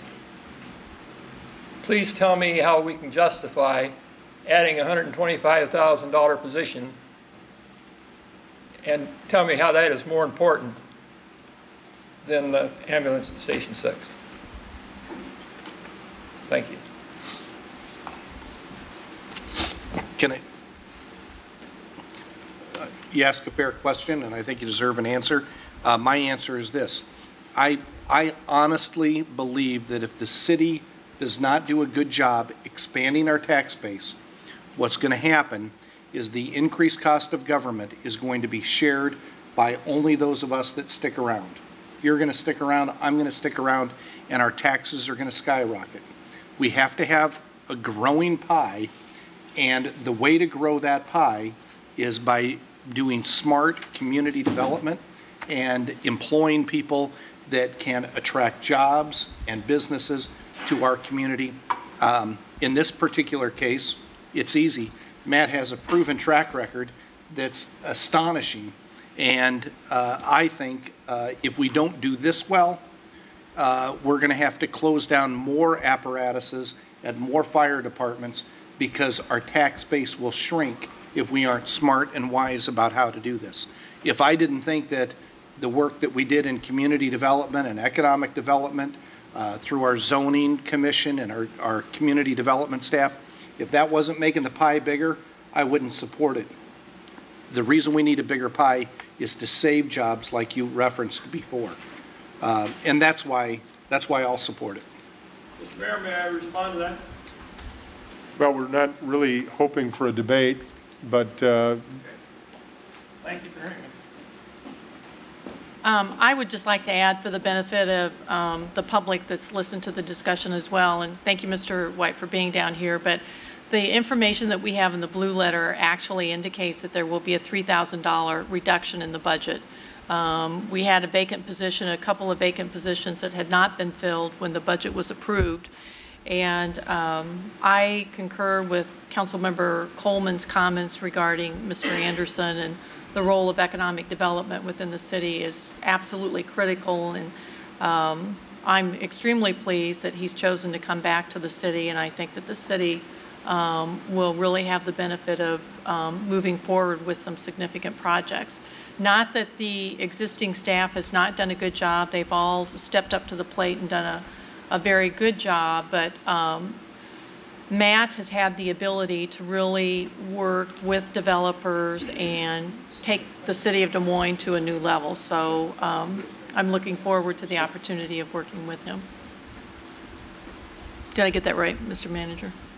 and I think that we do, however, want to very closely evaluate as we move forward. The apparatus is at 6, so I appreciate your comment on that as well. Mr. Manager, did you want to make a comment? Well, just for the people watching this in the audience or on TV at home, Mrs. Hensley said it accurately. There were 2 vacant positions in our office through the budget process last year. I advised the council that we would eliminate one of those positions. The position eliminated was Economic Development Administrator. Matt's filling of this position will assume those responsibilities as well as others. So from my perspective, we're getting more bang for the buck. But we did, in order to make the numbers work, eliminate another senior position level in the organization, and that's why we're able to talk about the budget savings going forward. I'll move item 43. While we're voting, just for the record. I made a mistake in starting to list different groups that help drive down our tax rate. That was probably a mistake because I left out a lot of firefighters and police officers and public works guys and librarians and so forth that all contribute to it. So, City Clerk's Office, thank you, Brian.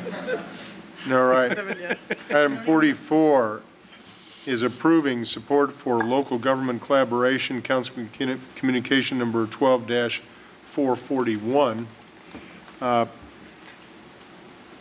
Mr. Manager, do you quickly want to highlight this effort? Mr. Mayor and council members, as part of the Capital Crossroads process going forward, there was a particular study group that looked at local government collaboration. Mayor County and Deputy City Manager Alan McKinley both served on that committee. One of their outcomes was to recommend a resolution be passed by local area governments that would encourage and promote the idea of collaboration among local governments. We are happy to recommend this to you, but I will say that, in my opinion, the City of Des Moines has been at the forefront of collaboration issues in recent times and would continue to be so. So it's not necessarily my view that we have to pass the resolution in order to make sure this happens, but in the spirit of working with others and wanting to show our best intentions to pursue collaboration efforts, we do recommend this to you. And hopefully something will come out of it that actually improves service or reduces costs in the future.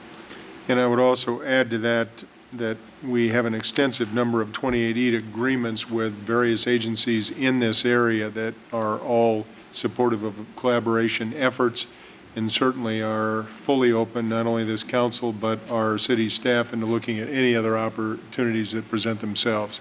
Because I think it's only good, not only for the citizens of the city of Des Moines, but certainly our whole region, to work together in as many ways as possible and think about the future of our city and how we sustain it with a quality of life that we have been recognized so often, so recently for. So, Mr. Manager, thanks for your explanation of that. I'll move item 44, and I would just add there are a number of other communities throughout the metro area that have already signed this agreement, so I'm pleased that Des Moines is going to be in the group as well. Mr. Coleman. 7 yes. To follow that one up, number 45 is an intergovernmental 28E agreement with various entities to create the 4 Mile Creek Watershed Management Authority, Council Communication number 12-455. And for the record, Mr. Manager, if you could please highlight that. This is something that we've been working on. I personally, and I know Bob Mahaffey, on Plan and Zone for at least 14, 15 years. As I'm remembering back in the 90s when we were walking the 4 Mile Creek Basin and helping people pull stuff out of their houses and out of ditches and every place else, and knowing this study had to take place. And with some support, we thought, from the management level of the city to move that forward, and now here we are 15 years later and we're getting it done. So, Mr. Manager? Mr. Mayor, I think you said it very well. Just to make sure that everybody understands, this is an effort that really would not be here were it not for the leadership of Mayor County, Councilmember Moore, and Councilmember Mahaffey, who've been at the forefront of trying to get other communities to join with us at looking at the entire watershed of 4 Mile Creek. 4 Mile Creek is not one of those waterways within the city that is subject to Corps of Engineer control. And it does require an effort like this that crosses jurisdictional lines in order to start looking at the kinds of strategies that are going to be needed to control water flows in the 4 Mile. It is absolutely critical that this take place. I wish the authority itself had more teeth in it, but the Iowa law was fairly limiting in terms of the kinds of things that it can take on and do. This is a great first step. We strongly recommend it to you. And it's going to be something that's going to be very important, we believe, to the future of 4 Mile Creek, the property owners and residents that live along that waterway. And if we could have a motion on that, I'd appreciate it.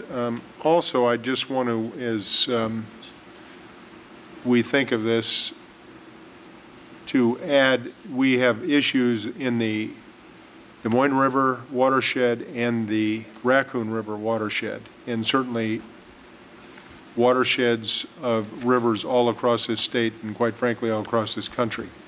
And I think it's in the best interests of the future of our state in agriculture and water quality to study these watersheds and work together as citizens and governmental entities to try to find solutions for keeping our water clean, keeping our soil in Iowa, and keeping the agricultural products on the places where they were placed and hopefully not moving them downriver. So I'm very, very much in support of this study and hopes that we can all work together as citizens to think about the future of the state of Iowa in so many different ways and keep Iowa at the forefront of agriculture and make sure we have clean water for all of our citizens to meet their needs of the future. Mayor? Yep. I think we also need to recognize County Supervisor Tom Hawkinsmith for the leadership role that he took in this and pushing this forward. I would also like to volunteer myself to be the appointee on this board when the time comes, if possible. Okay. We'll look at it. I think that we've got a lot of people with a lot of interests on this, and it needs to move forward as quickly as possible. Might add, we had a good presentation this morning from Snyder and Associates as they continue to keep these various entities involved in this study. So I want to thank them for their efforts. I think a representative's here tonight. So I would move this 45. Mr. Coleman? 7 yes.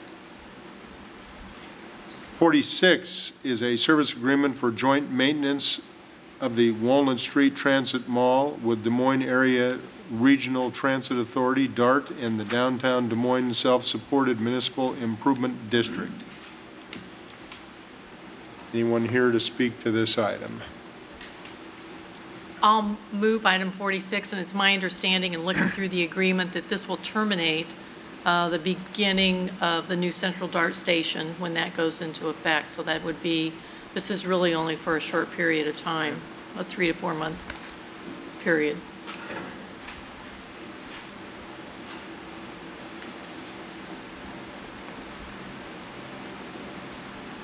Seven yes. Item 47 is an approval of the revised final development plan for the Waterfront Lodging, Inc. project at 2nd Avenue and Water Street. Council Communication number 12-468. Is there anyone in the audience to speak on this item? I'll move item 47 then, seeing nobody here. As we talked about on the watershed, the 4-mile watershed presentation this morning, we also had a lengthy presentation with an overview of some of the changes, and I believe the one item outstanding on this project is the utilities and the bearing of the utilities, and that still will need to come back before the council. So I will move item 47. I think this morning at our workshop we gave some more specific direction or concepts about the utility poles and looking at options. I just want to make sure that's part of this record. Is that okay to add that? That's fine. Given that wasn't an action and just a formal, a workshop, it would be great to have it as part of the action, I think. So I'm comfortable. Ms. Hensley is. Yep, that's fine. 7 yes. Item 48, items regarding the Beaverdale Streetscape Project. A, it's memorandum of understanding with the Beaverdale Betterment Coalition for implementation, Council Communication number 12-459. B is a receipt of petitions to establish the Beaverdale Self-Supported Municipal Improvement District, SMID. C is the execution of the Iowa Department of Transportation agreement to construct a single-lane roundabout at the intersection of Beaver and Urbandale Avenue, Council Communication number 12-447. And D is a professional services agreement with Genis Landscape Architects, PC, for design and construction phase services not to exceed $420,000. Council Communication number 12-457. Is Is there anyone in the audience to speak to items 48A, B, C, or D?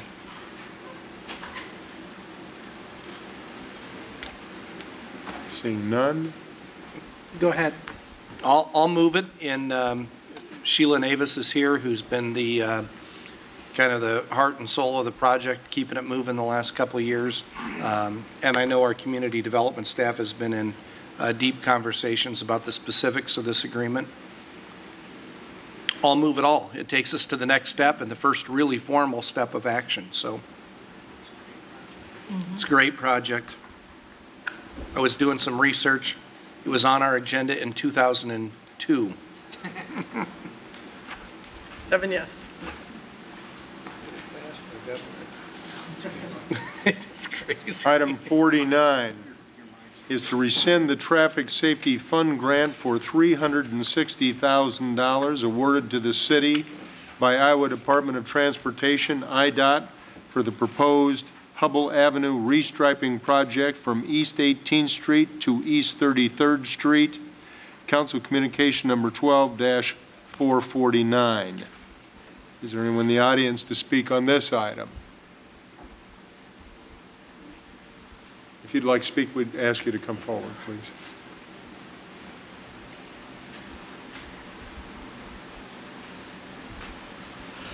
My name is Ruth Ann Harstead. I'm a longtime citizen of Des Moines. I'm extremely concerned about this. I think we need to go ahead and proceed with this project in some regard. It's part of the city's idea to have safer transportation for pedestrians, bicyclists, and cars.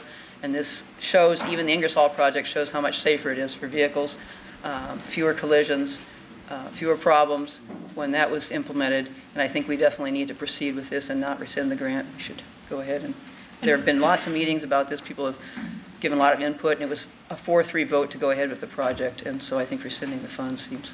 And Ruth Ann, what's your address, please? 41 Boyd Street. Okay, thank you. In support of the project? Definitely in support and not rescinding. Support of the project as it was voted 4-3 to go proceed. Yes, sir. I'm John Avery. I've got a business at 2328 Hubble in Des Moines. I'm against the project. I went to these meetings and 85% of the people that went to them was against this. I think you ought to give the money back. Hubble's not a safe place for bikes. And your staff recommended against it. And if you're going to take time to hold all the meetings and you're not going to listen to the 85% of the people that voted, then what is the purpose of you guys having meetings in the first place? I thought that was the purpose of the meetings, was for you to get a feedback from us. If the residents say no, I thought it was you guys' job to go along with the residents, not a few people that want it. And that's really all I got to say, except I ride a bike and I think it's very unsafe on that street to ride a bike. I was there when they took my property to widen the street for truck traffic and all that. And now you want to take 2 lanes away and put bike paths in. You might as well have left it like it was to start with. I think it's a 3-lane configuration as they envision. Yeah, with turn lane in the middle. But and then, but it's the bike lanes that are the most troubling. Yeah. Is that correct? Okay. Yeah, because I think if somebody get killed out there, we have wrecks every day. And I feel if you had the meetings, that many people vote against it, you ought to at least go with what the people felt. No, I understand. Appreciate your input.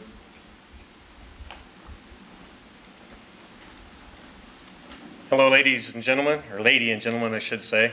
My name is Dave Edwards. I live at 202 William Street over by the fairgrounds. I have been involved in this issue some, but I'd like to back up for just a minute and refer to something that Councilman Coleman said about Jeb Brewer. Jeb, my daughter and Jeb's daughter grew up together. He's not only a fine asset to the city, he's a fine man. He's a good father, a good husband, and a good role model. So Jeb, we appreciate you in this city. Keep up the good work, bud. This is Jeb Brewer week. Yes, it is. Well, he should get those accolades. He's deserving of them. I did sit through the steering committee process, some not as a member, but just as a resident of that side of town. I'm also, just to give a little input, running for state senate for District 16, which is the east side, which involves this area. I've knocked on a lot of doors. I've talked to a lot of people. Okay, there's no support in my area for this. I've not met one person that said this is a good idea. According to your own, and I just downloaded these off today's paper, there's a 5-page printout. I think Jennifer Bohack put this together. So as over the past 5 years, there have been a total of 127 crashes in this area from from Easton to East 29th. That's 25 crashes a year for over almost 4 million vehicles. Okay. Following the presentation and discussion of those in attendance at the last meeting, 80% of the people were against. Many of the comments heard at the second meeting were regarding driveway access being more complex due to less available gaps in the flow of traffic, the Hubble Hill being too icy in the winter, that traffic may get stuck behind a slow driver, the inability to pass, and statements that the problems are at the intersections, so that, excuse me, those areas should be fixed, not the whole corridor. I have a CDL and drive a truck through the city for a living. I love the intersections that have the timers on the pole that show when the light's going to change. That is really true safety, because when I see it and it's 3 seconds and I'm still 10 feet back, I have time to apply the brakes and stop. That would be an excellent idea for some of these locations. And then some of the wording in this, it says like the expected reduction for a project from Easton to East 33rd would change the crash reduction expected from 18 crashes a year to 8 a year. Okay, that's 10 crashes a year for 4 million vehicles. And people on my side of town view it that it's really going to restrict traffic as a main 4-lane corridor from the bypass into downtown. It's not a good idea for the street. I hear it over and over and over again. I know that it's viewed as a safety issue, but coming down that Hubble Hill toward Guthrie or going the other direction in the wintertime with only 1 lane will be a lot more of a safety issue for those neighbors. But as I've watched you guys meet and discuss tonight, I've seen discussion, I've seen good input, compromise go forth. I appreciate that. I think this city and this state needs more statesmen and stateswomen to step up and have conversations about the true issues that are plaguing the city right now so that we can move it forward. So a step in the right direction would be to kill and rescind this. Send the money back to the DOT so that they can truly fix bridges and roads out in the county that they've been saying really need attention. And I think that'd be great progress for the state. Thank you for your time.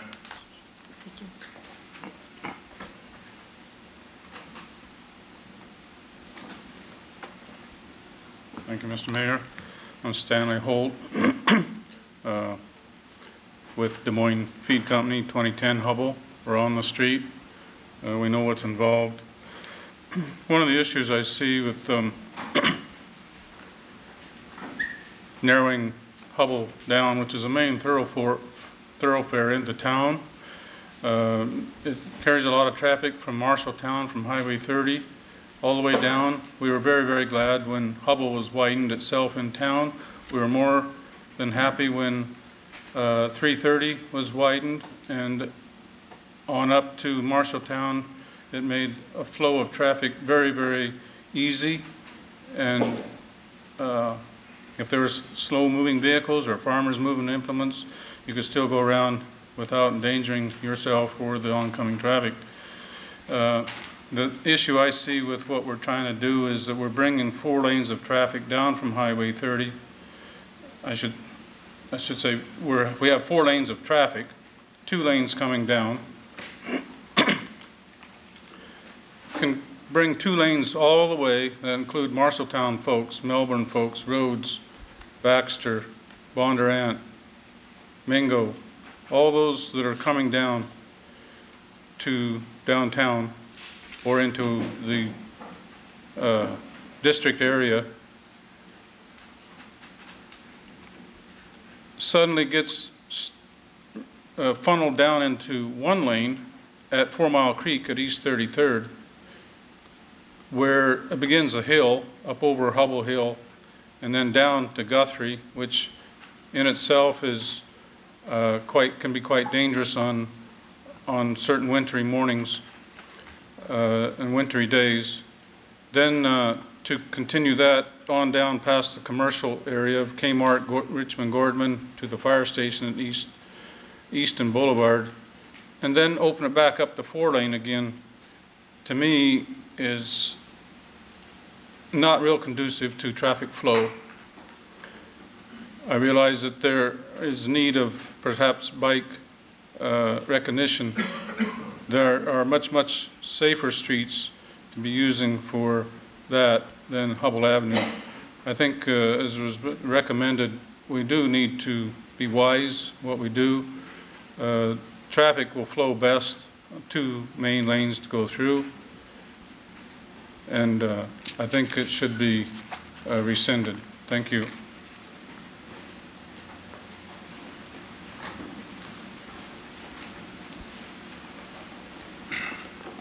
Francis Pickray, and I live at 3015 East 36th Court. I'm going to kind of change what I was going to say. The original proposal from East 18th to East 33rd was discussed by the committee, and due to traffic patterns and types of traffic and stuff, that was changed to Easton to East 33rd. The question that we had during the original process was it appeared by the charge that we had from city staff that the biggest problem along that whole corridor was the intersection of Hubble and University. Vastly more accidents there, which was the most controlled intersection of the whole corridor, than there was on the rest of the corridor.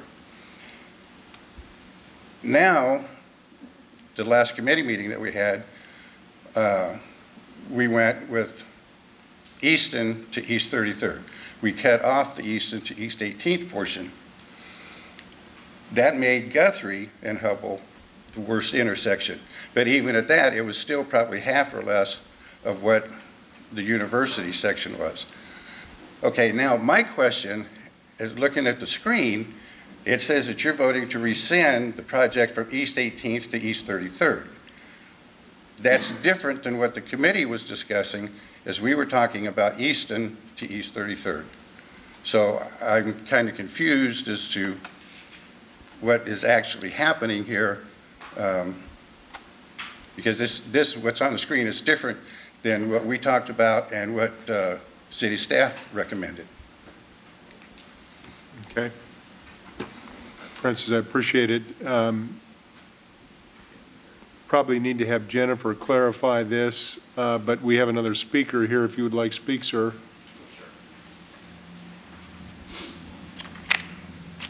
Mayor County and council members, my name is Carl Voss. I live at 323 East 5th Street in Des Moines.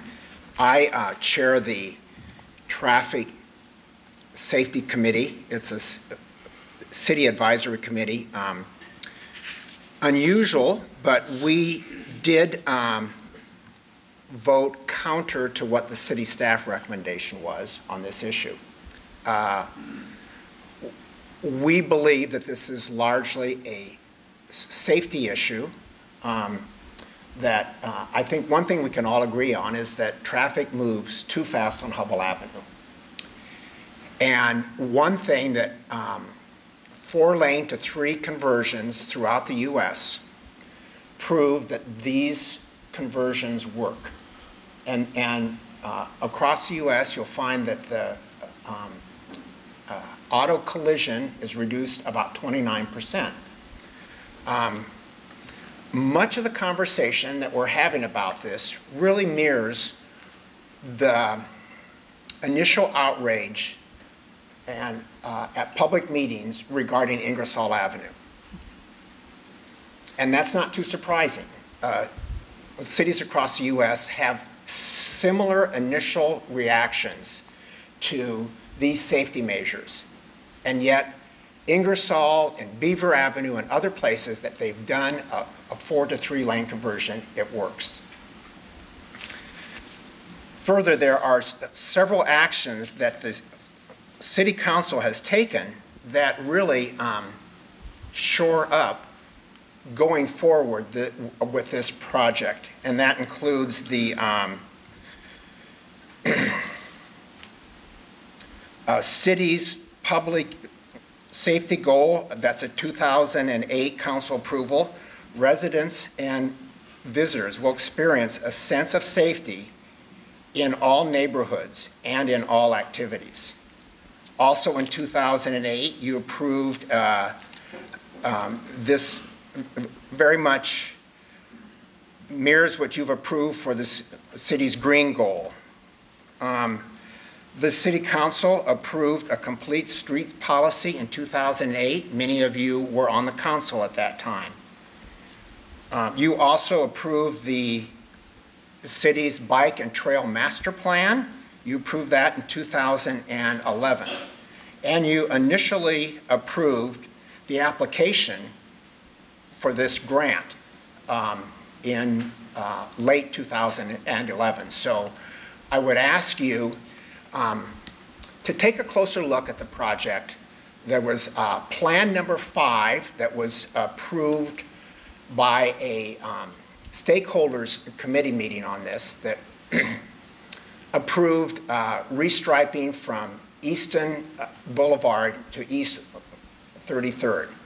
And please, if you have any, the bike community does not want to be the focus on why this issue goes forward. If you don't stripe in the bike lanes, that's great. If you want to do a year study committee on this to restripe it and do some numbers, did it reduce collisions? Is there, has the public favor of this increased? That's another option that I'd like you to consider, but please don't return this money. If you went forward with some proposals of, well, we can make small incremental changes on Hubble, you're not going to be doing that with that grant money. So that's going to come out of the city budget. So I'll be happy to take any questions about the Traffic Safety Committee's effort on this. Anybody have any questions of Mr. Voss?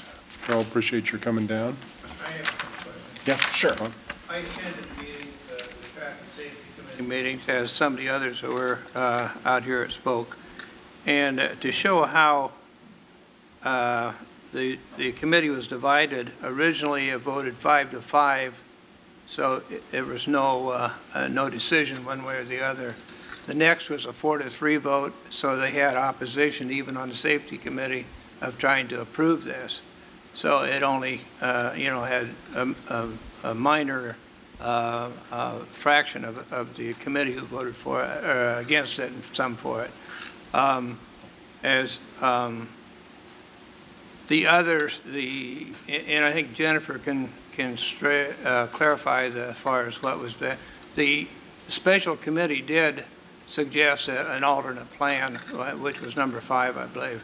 Plan but 5. Then when they brought all the committee back together and she took a ballot vote on that as to who was and who wasn't, a paper vote, and it came out 80% were in opposition to this. So. Sure, that's true. It was about 40 people at that meeting, as I understand. 40 to 50, yeah. Yeah, and there's also one of our committee members, Gabe Carnes, from your neighborhood. He was really interested in finding out what was really going on, and he walked door to door and found many people who didn't have any idea what was going on with this issue. And when he explained what the restriping would do, they said, let's give it a try. So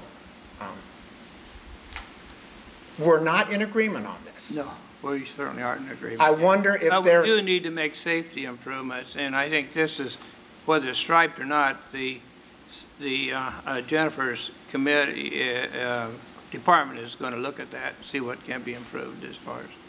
And the 300 and I think 60,000 that was approved doesn't cover the total cost of restriping in the bicycle lanes. I think it was estimated to be 390,000 to complete that. Right. With all grants like this, the city has some skin in the game. Yeah, they have a buy-in. Can somebody answer for me? You went 5-5 and then 4-3. You lost 3 people. Well, Did they choose not to vote? Sure. Our committee set up a little unusual. There are actually, Jennifer has a vote. The Des Moines Police Department has a vote. A city school district actually has a vote also, so. So are they not counted in the 4-3 No. vote? They weren't all in attendance.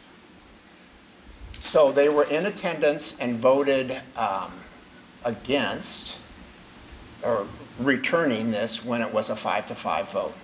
Okay. And they were not everyone was in attendance when we voted. So they were 2 separate meetings? Yeah. There were. This was a July meeting. Okay. And then an August meeting. Okay. Any other questions of Carl? Carl, thank you very much. Anyone else to speak on this item? Seeing none, let's close the hearing and. Could we get an answer to the Jennifer. gentleman's question about which streets are actually being included or excluded? Yes, Mayor and Council, Jennifer Bohack, City Traffic Engineer. Just to give you some clarification. So originally, there was a secondary option considered from Easton to East 33rd. We would have to rescind a portion of the grant funding if we were to cut down the project limits to Easton to East 33rd. But tonight, the recommendation is actually to rescind all of it and not move forward with any portion of the project. So that's the entire way from East 18th to East 33rd. With the idea to continue to study it and see what safety improvements could be made to adopt to that highway or Yes, that roadway. That's correct, Councilman Mahaffey. We will continue to look at some small-scale spot improvements using our maintenance and operations fund. Some of the things we may look at would be the countdown pedestrian timers, like that was suggested today, adjusting some signal timings and upgrading some signal heads. They're small-scale improvements. They will have some impact on safety, so we'll continue to look at that. And we'll also continue to monitor this corridor, and if it becomes highly problematic in the future, look at an option like this in the future. But right now, we're proposing to not move forward at this time. Jennifer, could I ask you one question just for clarification? One of the speakers against, I think, had some numbers regarding 100 accidents over 5 years. Your blue letter says there were 300. Correct. What's the difference? So the difference is we were looking at, when you look at East 18th to East 33rd, there are 300 crashes that have occurred in that 5-year period. East 18th to East 33rd. When you go from Easton to East 33rd, the number actually drops to 127. So as was also mentioned, the majority of the crashes are occurring kind of in that lower half of the corridor. So. Okay. Mrs. Hensley? Jennifer, a couple of questions. Number one, we submitted the grant back in the latter part of 2011. So, and I believe it was a 7-0 vote at that particular time. So we've had a dramatic change here. You're actually recommending we rescind it. So that's question number one, what has changed? Question number two is, has the city ever rescinded money that we've been awarded, and what will be the impact on future requests? Okay, to answer your first question, we did receive the approval of the grant, and we were also directed by council to go out and perform an extensive public outreach process. We held a series of 5 different meetings over a period from February until June, and so that has factored into, that's the different type of information we've received between when we applied for the grant and where we are today. And the general consensus was that many of the business owners felt that although there was some additional safety benefit, they didn't feel that the reduced capacity operations they would experience on the corridor was enough to offset the additional safety benefits. So can you expand upon the 5 meetings that were held? You said from February to June, whatever the timeline was. Did we have new people that were at each of these meetings so that we know that we reached a population of X, or were they the same people that returned meeting after meeting? Okay, yeah, the first meeting was actually held at the East Side Library, and that was a large-scale kickoff meeting where we presented some different options at that time. We asked for volunteers at that meeting to set up an advisory steering committee to work through the issues we heard that were expressed at that first meeting. That steering committee consisted of many business owners along Hubble, some residents, and also members of the bicycle community. And we worked with them through a series of kind of 3 smaller scale meetings before, and that's where that plan to look at the project just from Easton to East 33rd was put forth. As Councilman Mahaffey mentioned, we went back to the large-scale community, which was actually a different set of people, some of the same faces, but also some new faces at that second meeting, and presented that, and that's when we found that there wasn't even a lot of support for moving forward with that portion, even from just Easton to East 33rd. And so the discussion then, was it actually about the restriping, or did it also include the bike lanes? I'm sensing that it included the bike lanes as well. Actually, both. In the survey that we did, we actually asked the question, are you in favor of just, are you against the 3 lanes restriping, or are you also against the 3-lane restriping with the bike lanes, to try and decipher that. And what we really found is there was a lot of concern about going from 4 lanes to 3 lanes, with people being able to get in and out of their driveways, the Hubble Hill being icy and having to be stuck behind a slow-moving vehicle, some still concerns with buses and other mail trucks and things in the corridor, so we were still hearing some of those same concerns. And of course, there were the bicycle concerns as well, but there were concerns about reduced capacity and operations going from 4 to 3. Okay, and so then the question on the grant? On the grant. Have we ever rescinded a grant, and what do we see that creating for the city of Des Moines in the future on future requests? To my knowledge, we haven't rescinded a traffic safety grant before, and we've been in conversations with the DOT, and they understand that sometimes there's not the public support to move forward. The funds would go back to the DOT, and we'd have to reapply for any other traffic safety funds, but I haven't heard to this point anything negative related to that. Okay, thank you. Jennifer, just a couple of questions. 300 accidents in 5 years is a lot of accidents. Now, I understand that some people don't have quite the concern about that, I guess, that I do. We saw a lot of accidents on Ingersoll, for instance, and a lot of outcry from the public in the debate over restriping and what it would mean and how much throughput and how much slower it would be getting from point A to point B.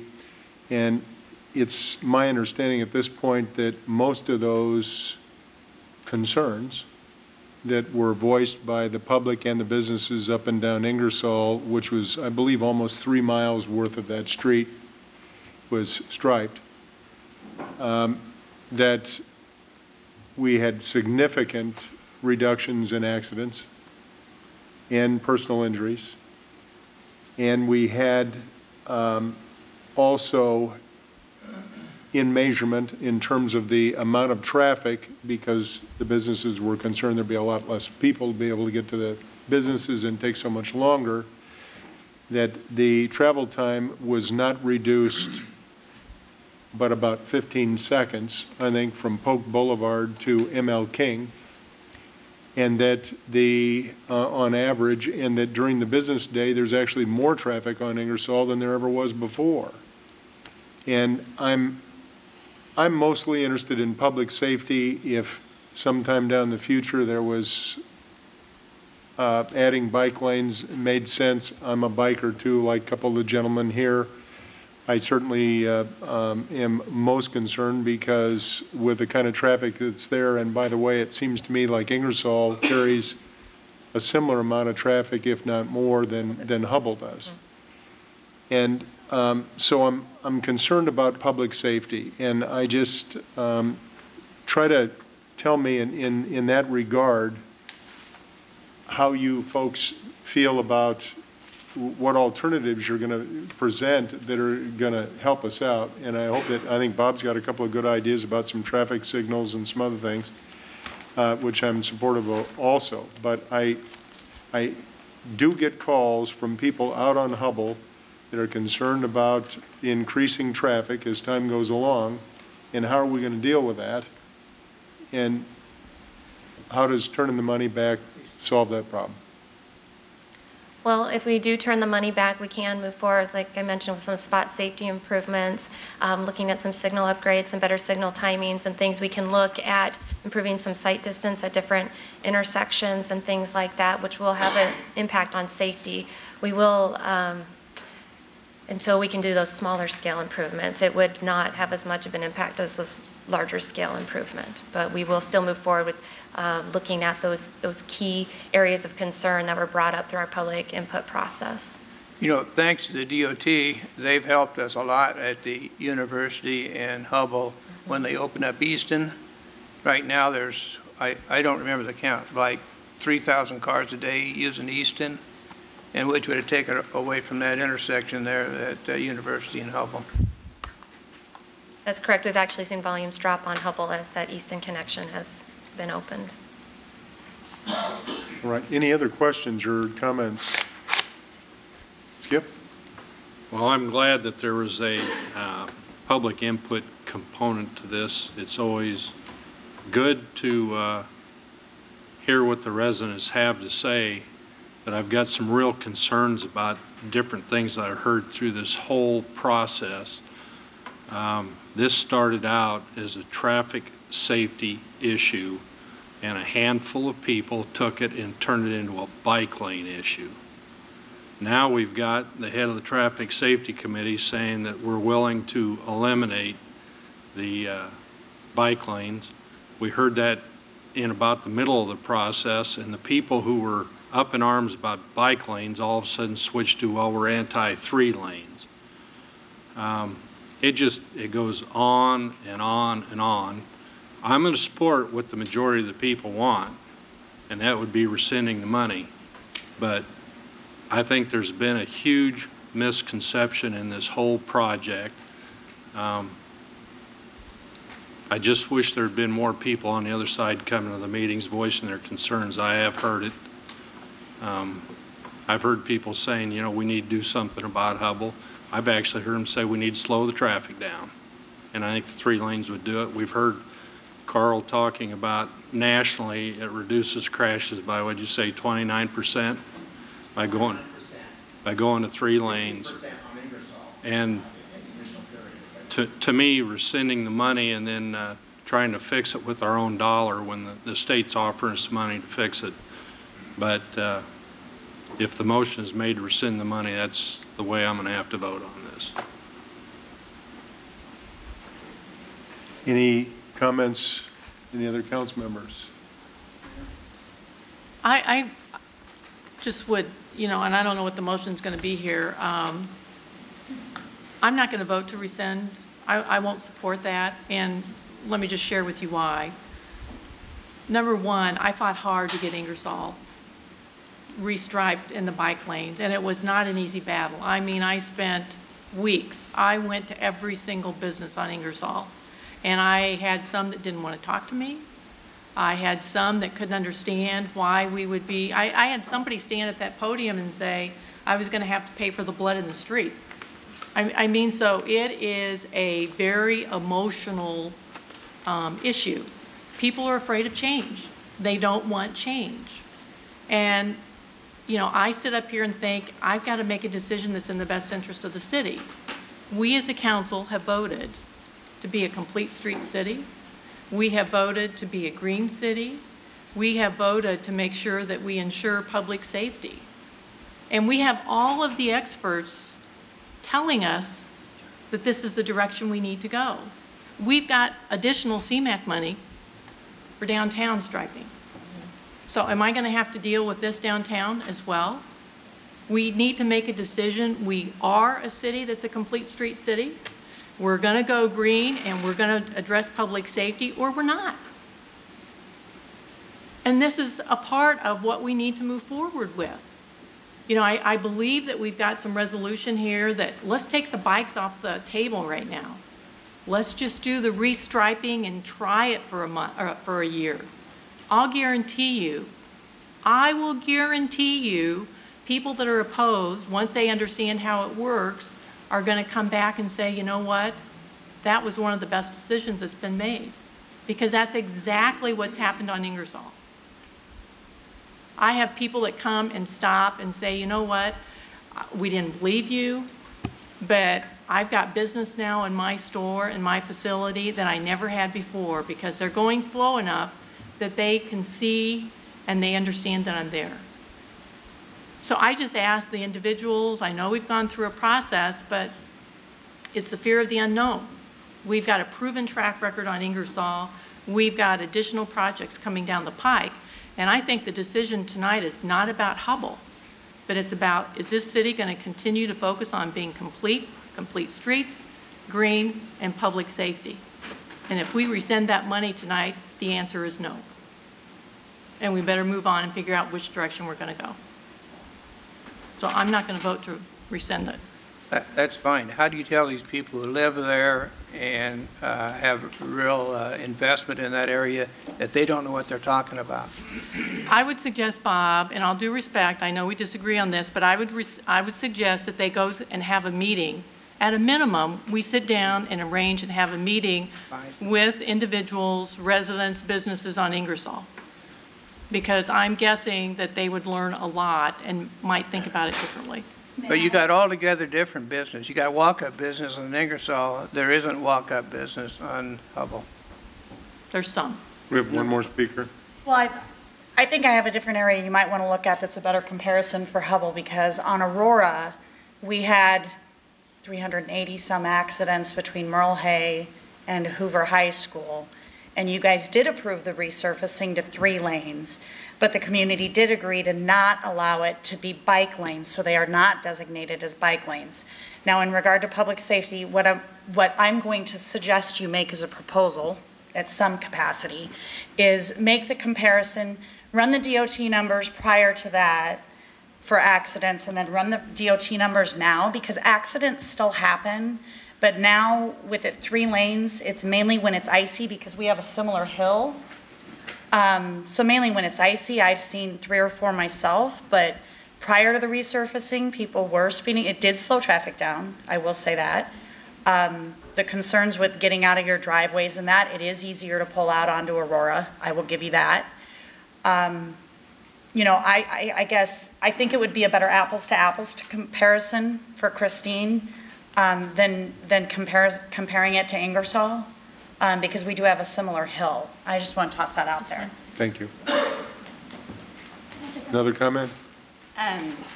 It may be an unpopular decision, but I really think as City Council, it's important to look at safety and safety first. And we have $360,000 that's been given to us to make our streets safer. And the statistics show that it is safer. It may be unpopular, just like it was with Ingersoll, but I think it's your job to do what's safe and maybe. Could you give us your name and address for I'm record? sorry, it's Karen Eshelman, 6709 Forest Court in Windsor Heights. Thank you. All right. I think we've had a lengthy conversation. Yes, sir. I would move to close the hearing if there's no other speakers. All right. Opposed. I guess in principle, I agree with Christine. I do tend to believe that this would reduce accidents, that it would calm traffic. It's worked on Ingersoll, it's worked on other places. But I was opposed to the Ingersoll restriping, and that was actually just before Skip and I came on the council, because I just can't convince myself that it's, because we do have a balance between what is public safety, but also representing constituents. This is their neighborhood, this is where they drive every day. And while I believe that over the course of time they would like 3 lanes, the fact that they're opposed to it, I don't think it's, at least for me, I don't think it's my role to tell the residents what they will or won't like. I think the council over the last number of years, as Carl pointed out, has approved several different iterations of this project, up to and including requesting the funding from IDOT. But the public process worked in this situation, and the public said, we don't want this. Coming into the meeting, I did like the notion that we get rid of the bike lanes. That seemed to be a big bulk of the problem on Ingersoll. And that, my impression was that that was also the case in this project. After hearing Jennifer explain that it wasn't necessarily the bike lanes, but reducing it to 3 lanes is more or at least equal to the issue. I just don't think spending money because we have the money makes sense. I mean, I think that's a waste of funds. I think the funds could be better used for roads, bridges, et cetera, where there is public support for it, where it does make sense. So I would be happy to vote to rescind this based on the public input we've gotten tonight and also the public input that's occurred the last several months. Okay. Bob, you have a motion? I have a motion to support staff.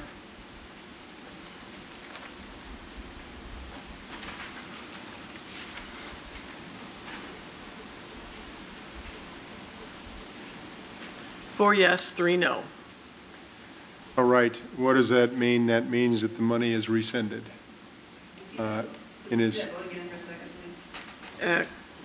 Coleman, Hensley, and County voted no. All right. Again, I will state, and I think for a number of us, and after the vote I'm saying this, that seeing a very serious accident on Ingersoll in front of our place of business was the driving point for me. It wasn't about bike lanes, it was about public safety. And those kinds of accidents have literally stopped. And some of the public outcry across the city is about how do we get people to drive more sensibly and understand pedestrians have a right of way too, and so do other folks, and can't we please deal with the speed on the streets, and how we handle it, isn't there a configuration that works? And so I hope that we continue to look at that moving forward, because the safety of our citizens is #1 in my book, and I'm going to continue to vote that way. We do have one additional item that was added. It's acknowledging the assignment of the Economic Development Grant under the First Amendment to the Urban Renewal Redevelopment Agreement, the Liberty Building Hotel renovation improvements at 418 6th Avenue, and the sponsor was Councilmember Hensley. Council Communication number 12-470. Mrs. Hensley? I will move extra item number 1. Anybody here who would like to speak on it? Seeing none, voting's in process. 7 yes. All right, I think all we need now is a motion to adjourn. It's been moved. Already? All in favor, say aye. Aye. We said adjourn. Thank you very much. I miss the good old days. Homeless shelter. Oh my God. Remember those days? Oh, before Lovejoy was here.